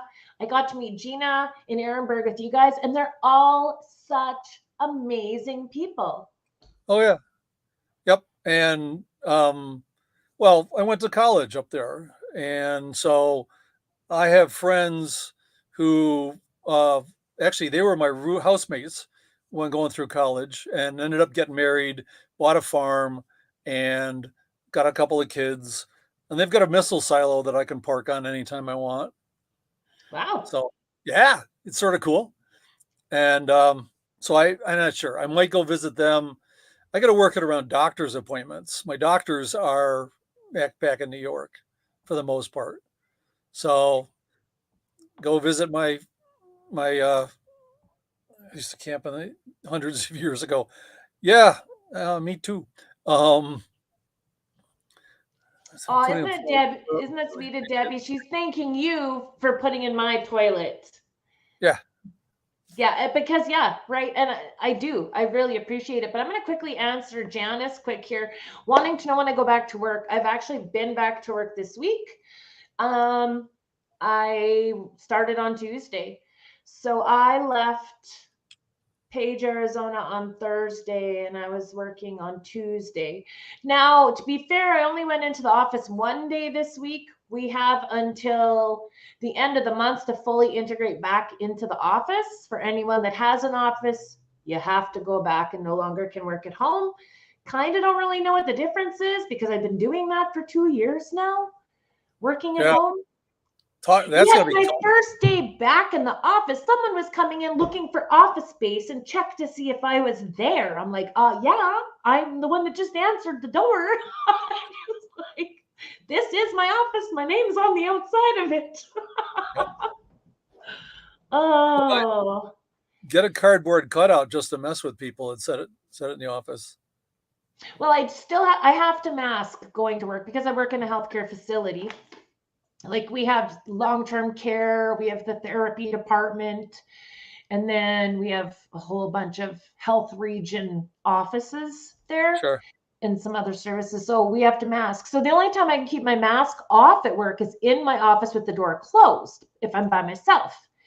And we for years have had problems with the heat in that particular room. Plus, anywhere that has long-term care is ridiculously hot over the winter. They really overcompensate with the heat. So I have to sweat to death with the door shut, or else keep it open and keep my mask on the whole time. So weird. Well, when I left Phoenix, I finally did get COVID. I figured everybody's going to get it, but I've had the 3 vaccines, so it was just a headache and just a scratchy throat, no cough. I did wake up 2 nights with like the shakes like this. I just, my lifestyle, and that's one of the great things about being a nomad. My lifestyle is self-isolating. So I basically I'd already stocked up on food and stuff. I wear a mask when I go into stores. And so who knows where I picked it up, but. And that's so funny because, I mean, I know before I went on this trip, I did have a live stream, like, do you mask? Do you not mask? I never masked at any of the meetups. And I hugged people a lot. I had not planned on it, but even though there was a group of us together, at general rule of thumb, it felt like everybody normally had been isolating, right? And even in that group, only one person I heard of had gotten it. So, I mean, otherwise, though, once I left the meetups, it was a very small group of us. And other than going to get groceries or fuel, wasn't around anyone outside of that little circle. And I've yet to get it. Other than foraging for food, I hung around with Fritz, Paul, Gina, and Mark and Kate. And then, you'd show up, and then we did have another ambulance come by later with Cindy, her and her son traveling together in the ambulance. So put a fan in, helped her with a bunch of stuff. She still has a siren on hers. Yeah, my that thing's was loud. actually gone before I bought it. Yep, she's got air horns that are louder than my air horns, and mine are pretty damn loud. So yeah, she still had all that stuff was still on it. I mean, flashing lights, all that stuff was gone, but she still had all the lights around. You don't have those anymore. So she could light it all up. I tease her that she's a mountain goat because she gets someplace to go, oh, that butte looks interesting. Up she goes.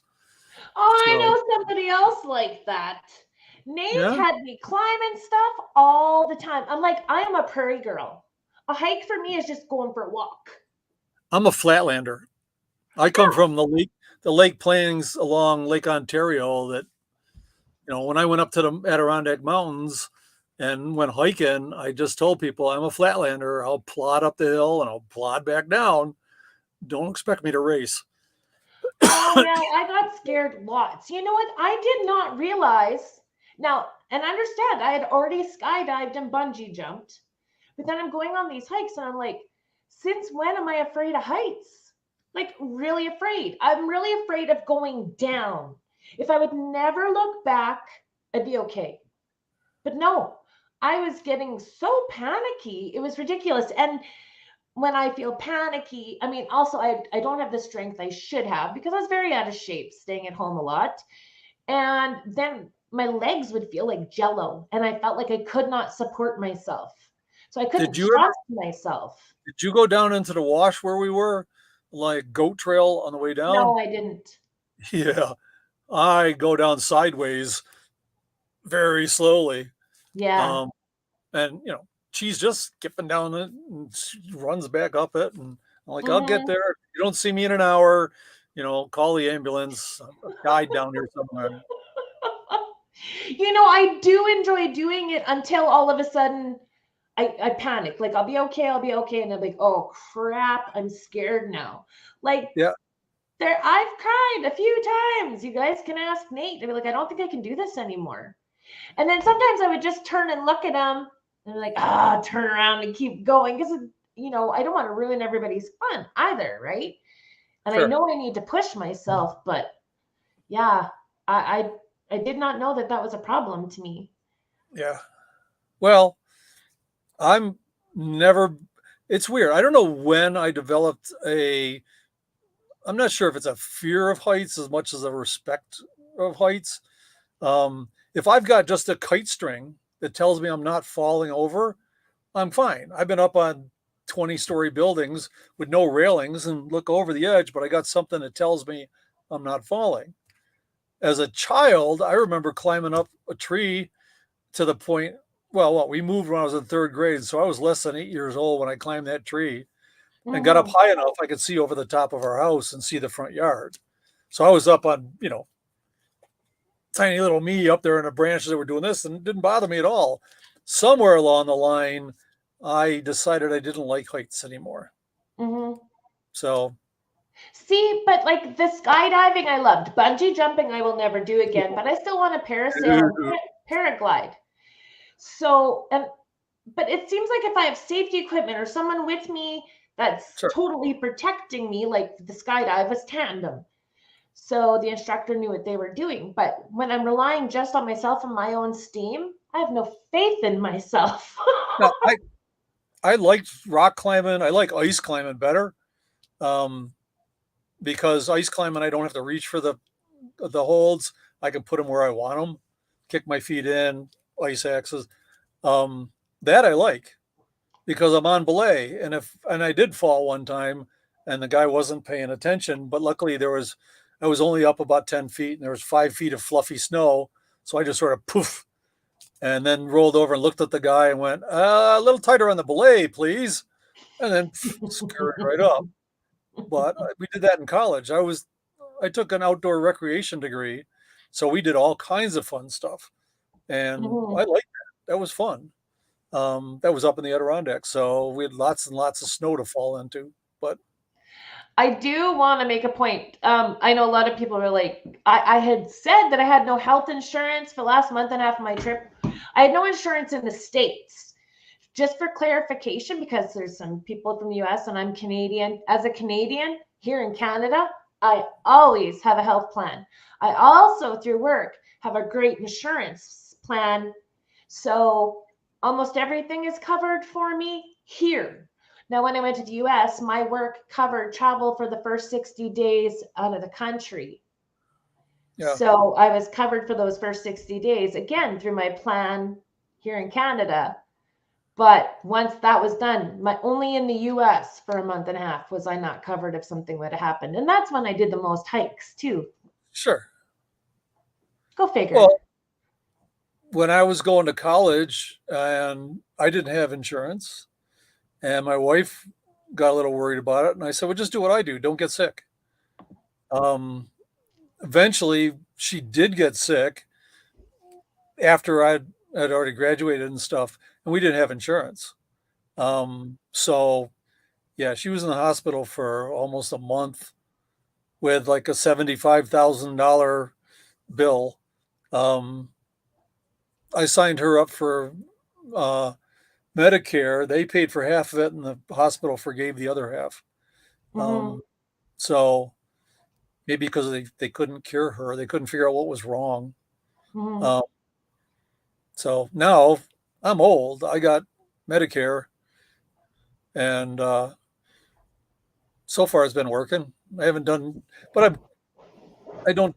I try not to do stupid things where I'm really going to get hurt. So Yeah. I try.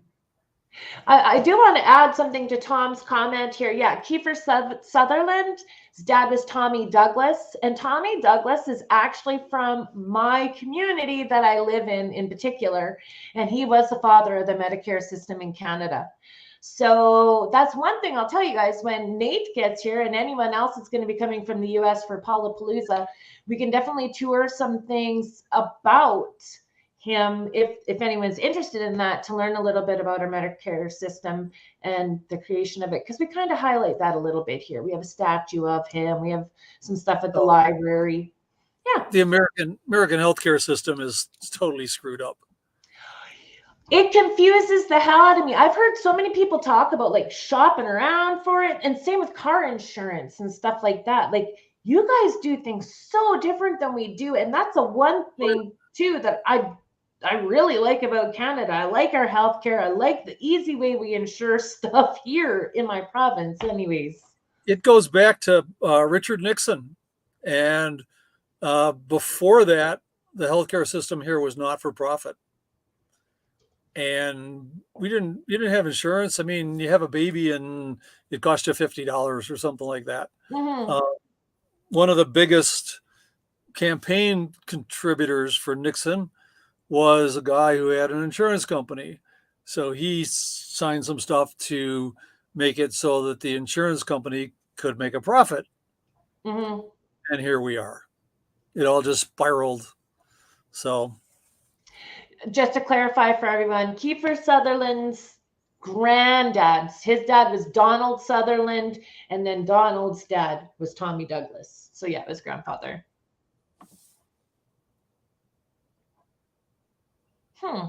I like Badge. L tells him he has to always be covered. Well, I was gonna get coverage, and then I had the breakdown and everything, and I was like, well, I could probably get away. And I've never traveled anywhere outside of Canada without buying additional insurance before. So, but I won't do that again.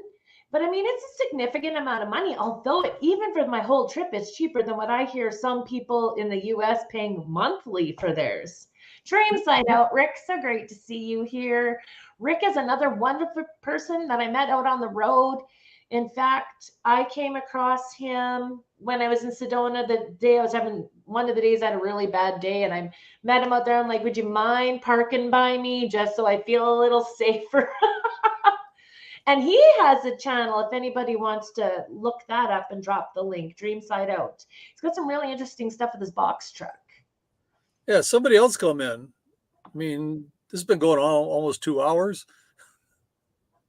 Oh my gosh, an hour and 47 minutes. Yeah.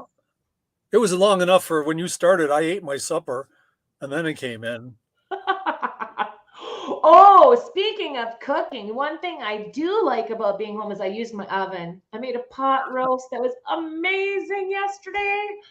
Uh-huh. Yeah, because I have only really microwave stuff. Well, that's why I've got a stove with an oven. Although the RV stove, the oven's pretty small. Mm-hmm. So it's a little hard to do too much in there. And I don't all that often. I mean, bake bread and stuff, but Mm-hmm. Thank you so much, Nate and Keely, for dropping that link. If you guys want to go click on that link and check out Dream Side Out, because I'm still going to convince Rick. Well, he said he would. It's just a matter of when I'm going to interview him on the channel. Yeah. So just a reminder to everybody out there, if we met in Arizona and you want to come up here and chat, Debbie, email me. I'll tell you what I did. I did a sneaky way with that pot roast that I thought of, and it was amazing. Unless I do it like Tom and just put it out on a rock. You know, one thing that I really liked about what I did in the ambulance is Badge adjusted the shelf that I had in there to fit the microwave in, and it's only a 700-watt microwave, and my power will handle that. And you guys have so much stuff that you can buy that's microwavable, like way more options than I have here. That I don't have to freeze, because I don't have a freezer, but I had a little fridge, and then I wanted a lot of dry food storage, and it was so easy. Like even soup, I could have spent less and bought it in a regular can, but I buy it microwavable, microwave it, and then throw the dish out. Didn't use any water. I remember when you first got down there, you went nuts like, oh, it's microwave stuff. Oh yeah, you went grocery shopping with me once. Yep. I don't have a microwave. I mean, I'm on the low end of power usage. We did upgrade my solar now, so I've got 300 more watts. Nice. Yeah. Turns out Santan Solar in Phoenix had 300-watt panels for $110. Yeah. So I went, Fritz got a couple, I got one. And so even on a cloudy day, my solar is pretty much keeping up. Mm-hmm. So since we did that, I get down to like 89% of my batteries, and by noon it's charged to 100%. Yeah. So See, I only have 300 watts. And I mean, you guys were talking, and other people have talked that there was cheaper solar panels in the US. But then after the breakdown, it's like, yeah, no, I'm not spending yeah, any really. extra money. Yep. Yeah. But now you don't have to worry about it. Yeah. I just always worry what's going to happen next. But can't do that, right? Can't. Yeah. That's the thing. I mean, of course, I want to pay off this trip and everything before I ever go again. But what a lot of people don't realize is I used all my vacation that was saved up from last year and right to date. Like, I don't even have an hour of vacation time coming to me until May 1st. Yeah. So it's going to take me a while to save up some time to even take off again. Well, all good things take a little time to build up. And I mean, when I used to be a telephone banker, and I had a chance to work at Cub Scout camp, and because it was community service, I could get time off, but I was off for a month. I used 2 weeks of my vacation, which is all I had, and then 2 weeks of, being on leave for 2 weeks. And that was fine with me. I mean, I didn't get paid for the 2 weeks of leave, but the Cub Scout camp paid me $1,000, which was about the same. So I didn't lose out. And of course, I didn't have any vacation to take the rest of the year, but I was only there for a couple of years. I don't know. I think if I could even aim for like every other winter, but then I mean, I have vacation time. I'm just now to the point where I'm earning my vacation at a rate of 5 weeks a year, which is what it's going to sit at until retirement. Because by the time the only amount it could go more is to 6 weeks, and by the time I would hit that many years of service, I want to be out of there. Like, I want to be retired. So I got 5 weeks vacation after I worked 20 years for Kodak. How many? And then of course, I had worked 20 years before I got 5 weeks vacation. Yeah. You work Yeah, one. no, ours is 14. Once I hit the 14 years with this health region, then I'm up to the 5. But I started with 3 weeks here, whereas most jobs here, you start with just 2 weeks. Yeah, see, we started at 2. And well, what Kodak did was you had to take 2 weeks vacation. So I could have taken the 5 weeks and saved 3 for the next year and be able to take 8. I never did, but see, we can only carry forward 1 week. So, I mean, I could save and then have 6 weeks, but then I could also use to date. So, yeah, a little bit of juggling. yeah, you'll figure it out. Yeah. Yeah. Well, what I used to do is every time we had a holiday weekend, I would take off. So 4th of July, it's a 3-day week. I'd only use 3 days, and I ended up taking that 5 weeks and stretching it to like 8 weeks because I always took off between Christmas and New Year's. I always took Thanksgiving week, except for the 1 year. 1 year I worked swing shift. I took Thanksgiving week because it was straight time, but they wanted me to come in the day after Thanksgiving, which was triple time. And then it was double time on that Sunday. So I worked 3 days and ended up with 2 weeks pay. So I was fine with that one, but that was just 1 year. See, that's awesome. I do get stat pay. So for example, Easter Sunday, because I don't work Sundays, my power keeps glitching. We have a storm outside. Do you see my lights flicker? Sorry. Anyways, I got Monday off, but I'm in my job, I cannot make overtime. If I worked 10 hours a day instead of 8, I would bank 2 hours and take it off of at a different time within 6 weeks. Yeah. I mean, have it really good. It's really good for If you can do it. flexibility. We have another person in the basement. Nate, meet Steve. Steve, meet Nate. We met. All right, other side. Oh, yeah. Over there. Julie I was up here when he came up. Yeah, well, you know. Oh, come on. It's been 2 hours. My memory does not last that long. And are you eating peanut butter? That's the only reason I came up. After the peanut butter spreader comments? And You're Georgianne, I'm lucky, from you're cute. between Rochester and Buffalo, New York. Okay, there we got that question Yeah, answered. right.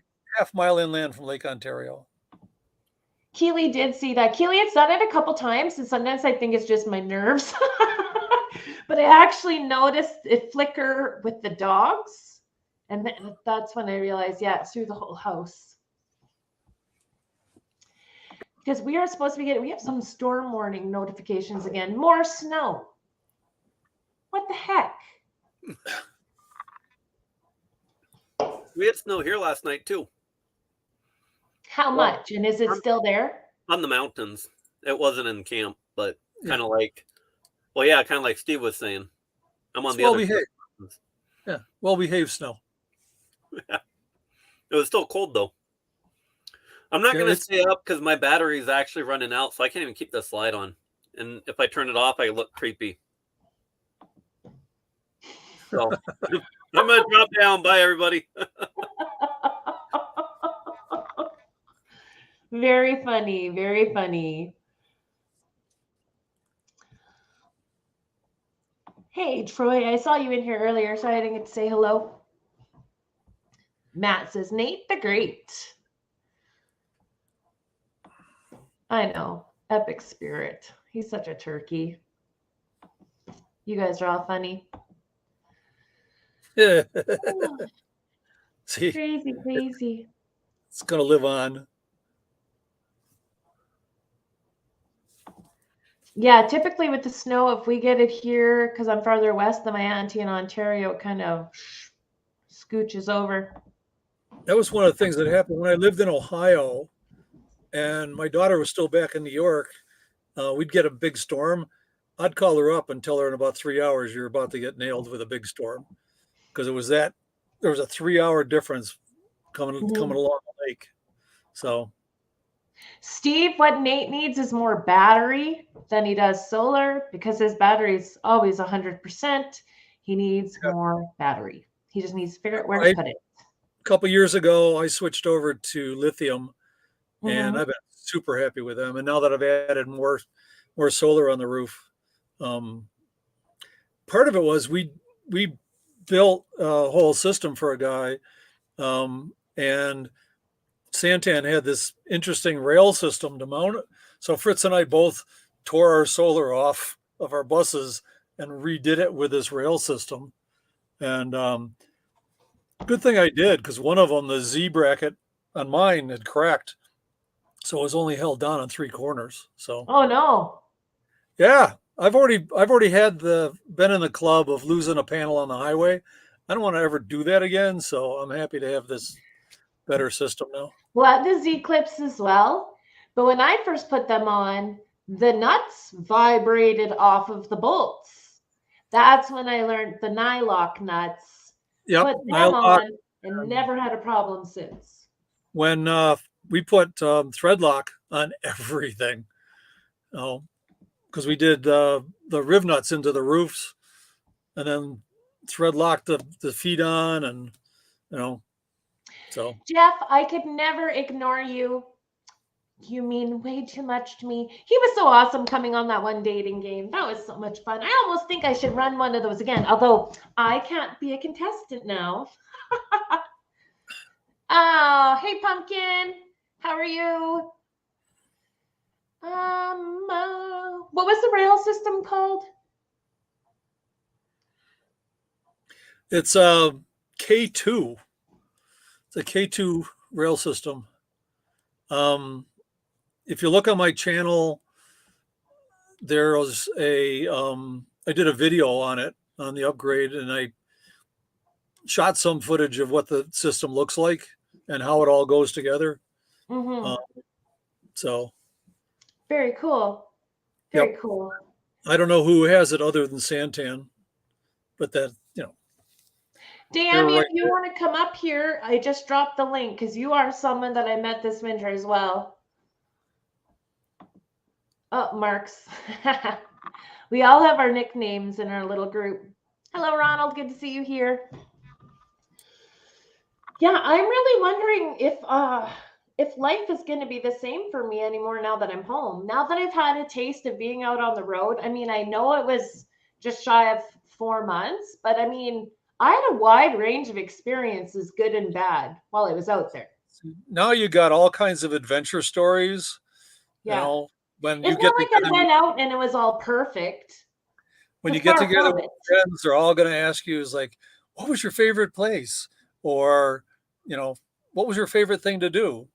And I get that all the time because I travel everywhere.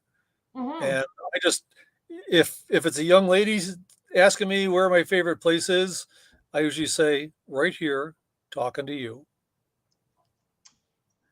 Ah, Yeah, you're a smoothie. yeah, I'm smooth. Doesn't usually do me any good, but it's fun. Um, but you're going to get a lot of people asking that kind of stuff, and Mm-hmm. you may end up being like me, where it's like if you've heard the story before, put another quarter in, push the button, and another story will pop out.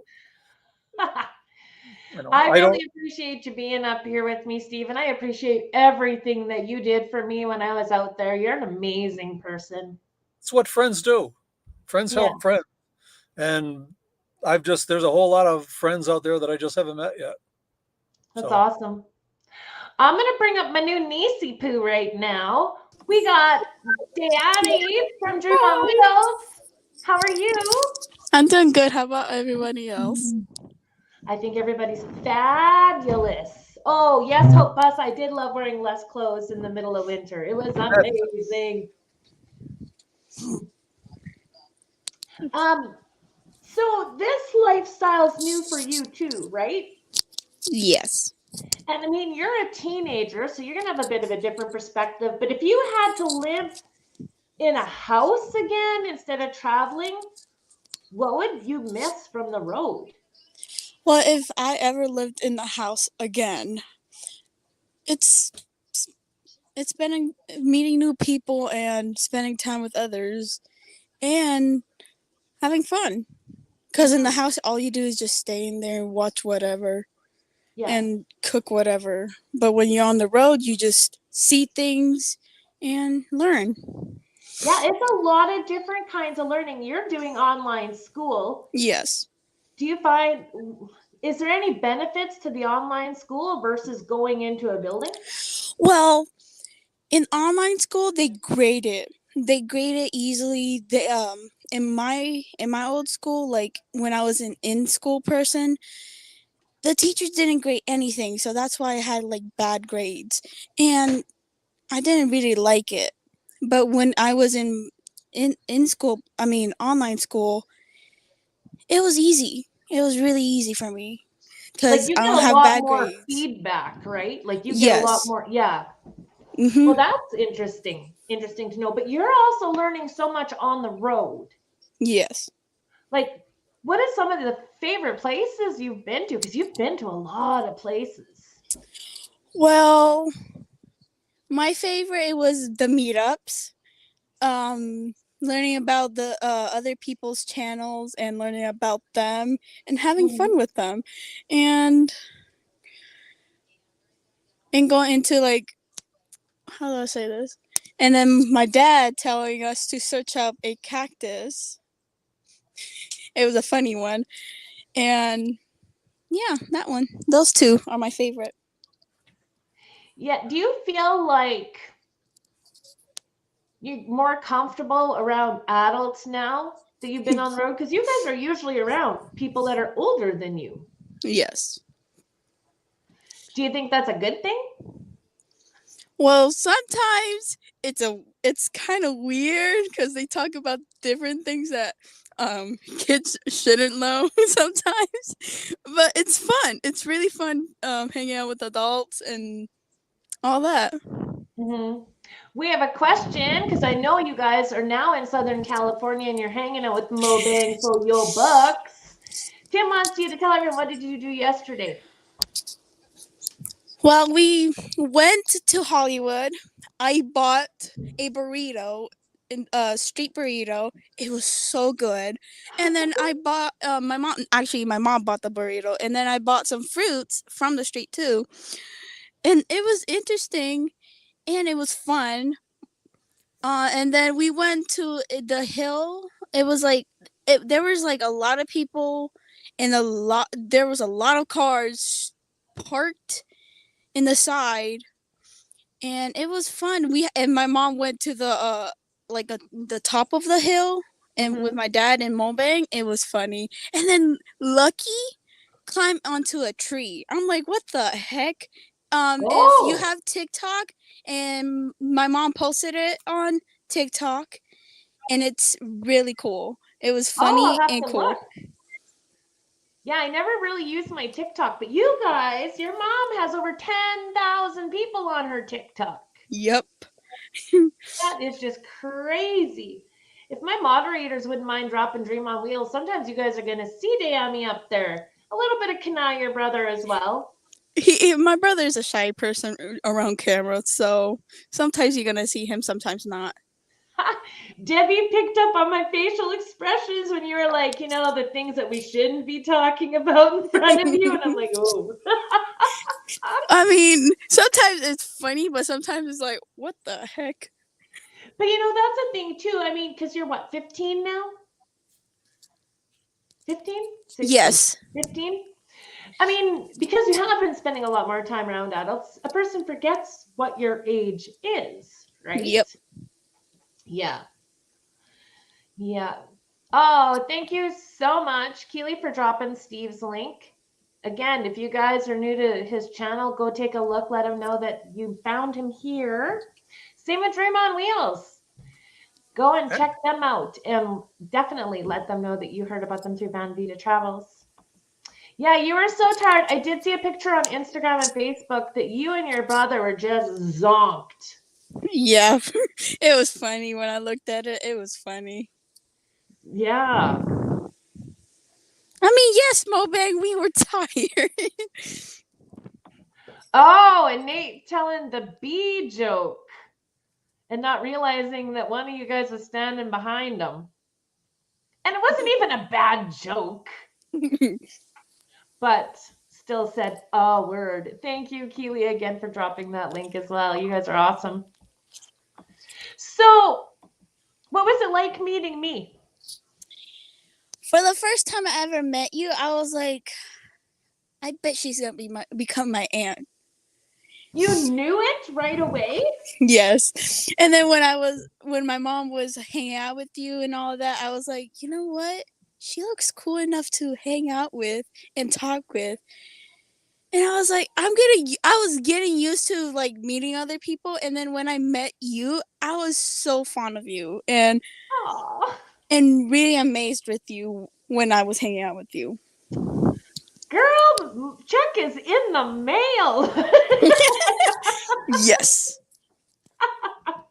No, I really loved you guys, right? And the fact that you guys call me auntie is amazing. And that's one of those things that's going to stick forever. And I mean, you guys did things in your own ways too to help me when I broke down. Like, you kids did whatever you could to help me. You shared your bed with me, so I had a place to stay while the ambulance was getting fixed, right? Like, you guys made me feel so comfortable, and I felt really good, and that I could be me. It was a little sleepover with you and me and Kanai. We did have some sleepovers. It was awesome. It was And us very awesome. throwing pillows at each other and Pillow fight. I'm so glad that I got to meet you guys. You're an absolute blessing to my life. And same. Absolutely. Yeah. No, I did not put moose milk in the pot roast, Brandon. That would be disgusting. That would be disgusting. We got Christina here, Dyson's Crazy Adventures. So good to see you. Oh, I don't know. I really feel like, I don't know. I really don't want to live in a house anymore. I mean, I did love getting to soak in a bathtub. That was the one thing that I did not get to do for almost 4 months that I missed. Well, you did it. You went back home and did it. I did. I soaked a long time, often. It was great. I would do But I the guess same. if I was somewhere warm with water, I could have compensated for it, right? Yeah. I thought the water would have been warmer in Arizona because you guys don't get the winters the same, but we all went swimming at Lake Havasu, and let me tell you how stinking cold that was. Heck yeah. And that was in February. Yeah, some of the nights get a little chilly, but I mean, I've got that diesel cab heater that the inside of my bus stays 70. Up here, the nights have been mid to high 30s, low 40s, and it's only been up in the 60s during the day. But for me, if it's above 50, it's shorts weather. So yeah, I don't feel cold like those But normal I people. thought the lakes would be warmer than they were. No. Well, you got to figure that Lake Havasu is the Colorado River, so it's been coming down from. It doesn't have time to warm up before it gets there.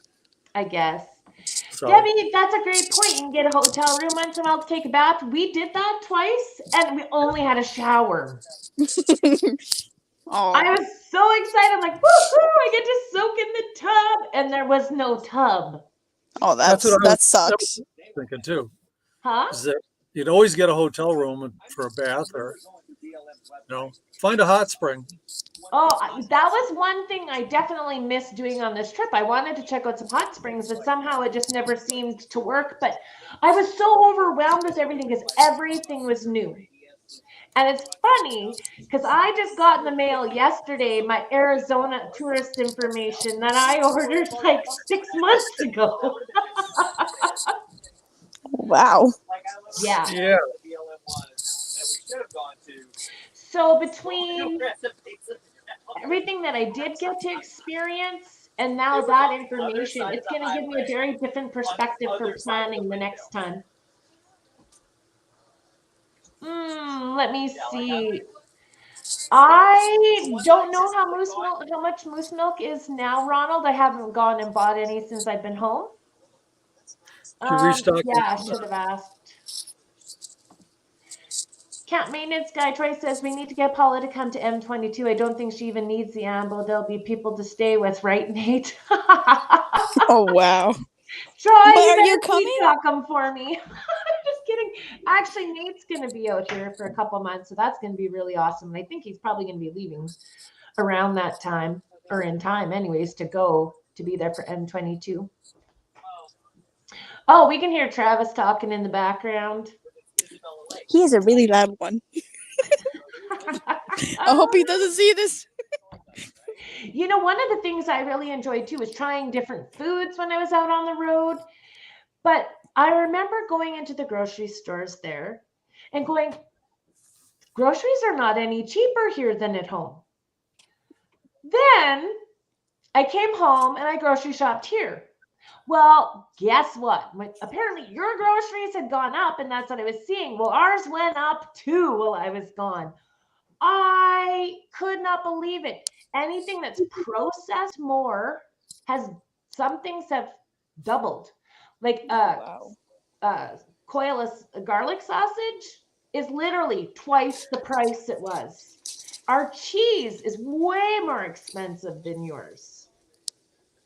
And diesel, I did the math. Diesel here was $1.95 a liter, which is $7.37 a gallon. And I always say, oh, but when you come to Canada, your dollar's worth more for you guys. It's still $1 a gallon more when I worked in the conversion. What the heck? Most I paid coming up from Phoenix to Kingman was $6.29 a gallon. $6.29 a gallon? $5.19 a gallon was the most I spent on the trip. Yeah, well, that was because that was basically in the middle of nowhere, and there were 3 stations, and they weren't cheap. If I should have just bought like $20 worth and drove to Kingman because it was less than $5 a gallon up there. But So yeah, the grocery prices in reality weren't that bad. Now that I look back at it, I mean, I do find if if it's things that aren't as processed, there isn't that much of an increase. So your meat aisle that's not processed meats, those haven't gone up as much. Fruits and vegetables have gone up, but we're also off season and in Canada, so it always goes up at this point. But our cheese is way more. But I haven't bought alcohol for a long time here now. But when I got to the States, I could not believe how cheap that stuff was. It was crazy. These people think we're rich or something. I don't know. Well, you guys can buy alcohol for silly amount, like so little money. Yeah, we drink a lot to forget the food prices and the gas prices. Wow. Well, you know what? One perspective I do have coming back to the house is I'm okay not having the processed foods as much because I've kind of been there, done that. And I have no problem like cooking a roast and having it work into a couple different meals, right? It's just going back to managing things better. I'm going to look into maybe buying a side of beef, things like that. But yeah, the prices did go up all over North America like crazy. Whoa. Yeah, super crazy. We's not rich, people. We's not rich. Bring it back down. What I really miss is in the morning, opening my back doors in the ambulance, having my coffee, looking at whatever my new beautiful scenery is. I don't get to do that here. I miss that. I miss seeing new places. I miss doing things that don't cost money somewhere else. That's one of the nice things about traveling is you can change the view outside your, and actually that's part of the reason I built the bus. My late wife was housebound. She only had the one view out the window. Mm-hmm. I wanted to change the view every day. And unfortunately she passed before I got it done, but but I can understand. I can understand you wanting to do that for sure. Yeah. Yeah. And we've talked about doing this the whole time we were married. Buy a bus, convert it into of course, we told the kids that when they turned 18, we were going to do this, drive away. And when they found us, we were going to start it up and move it again. Oh, that's funny. Coming home, I will tell you, I really missed my son. And I mean, he got off work the day I got home at 7:00.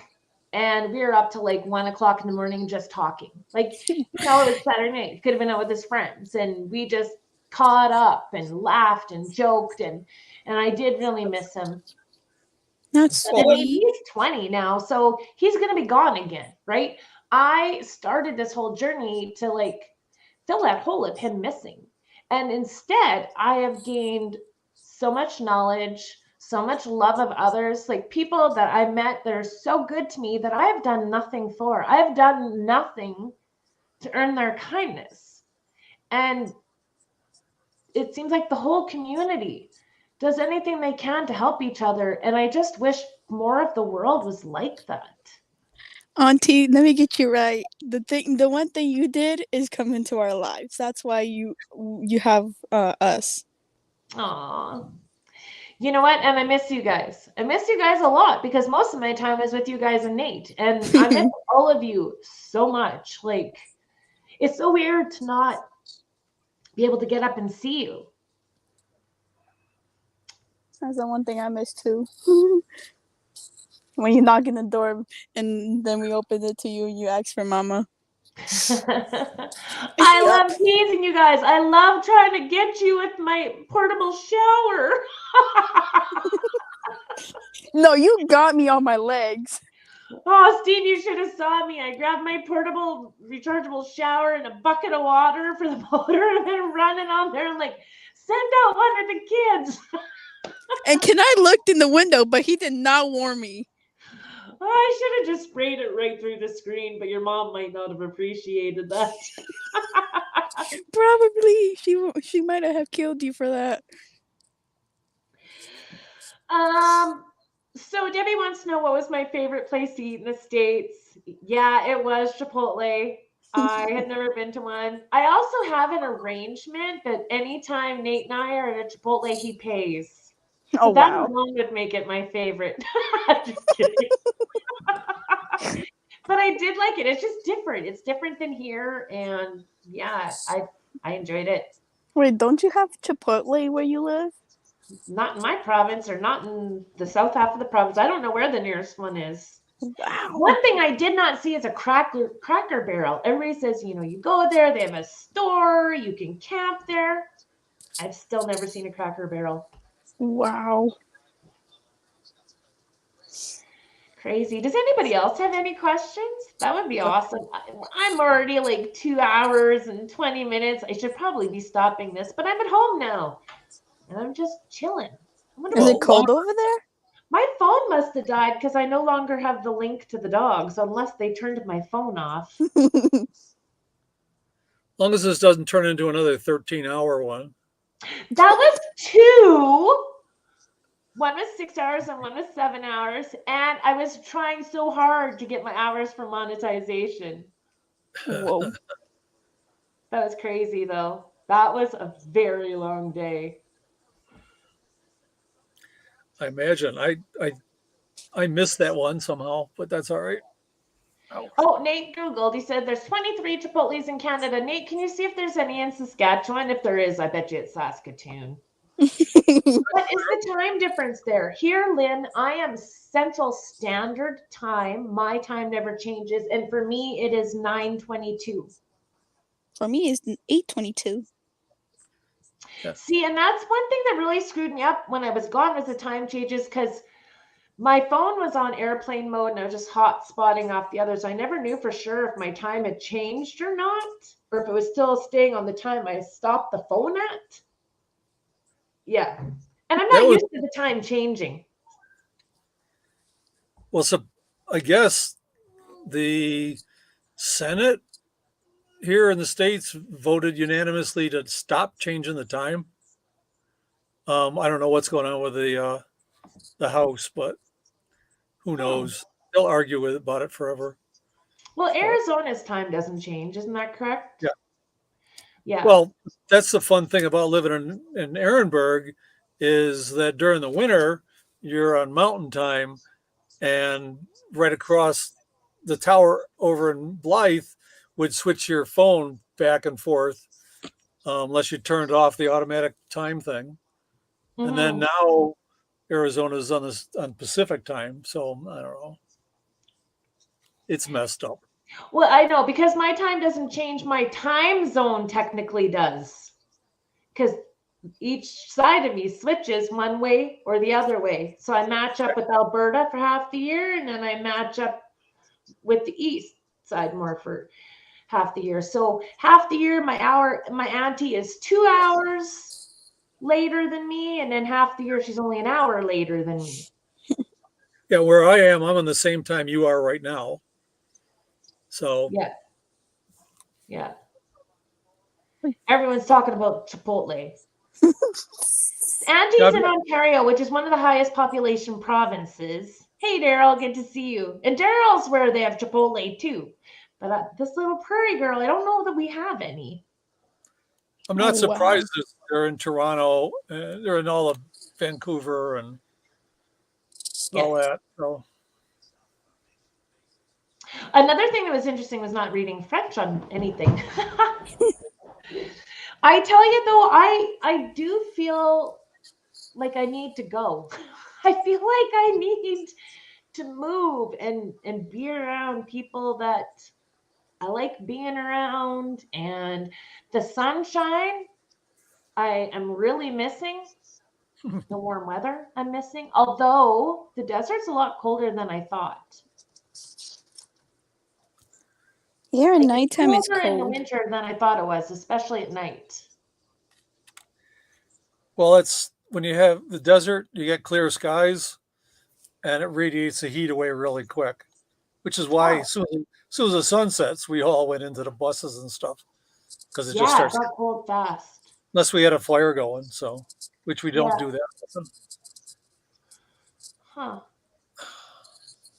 Well, I think it is almost 2.5 hours.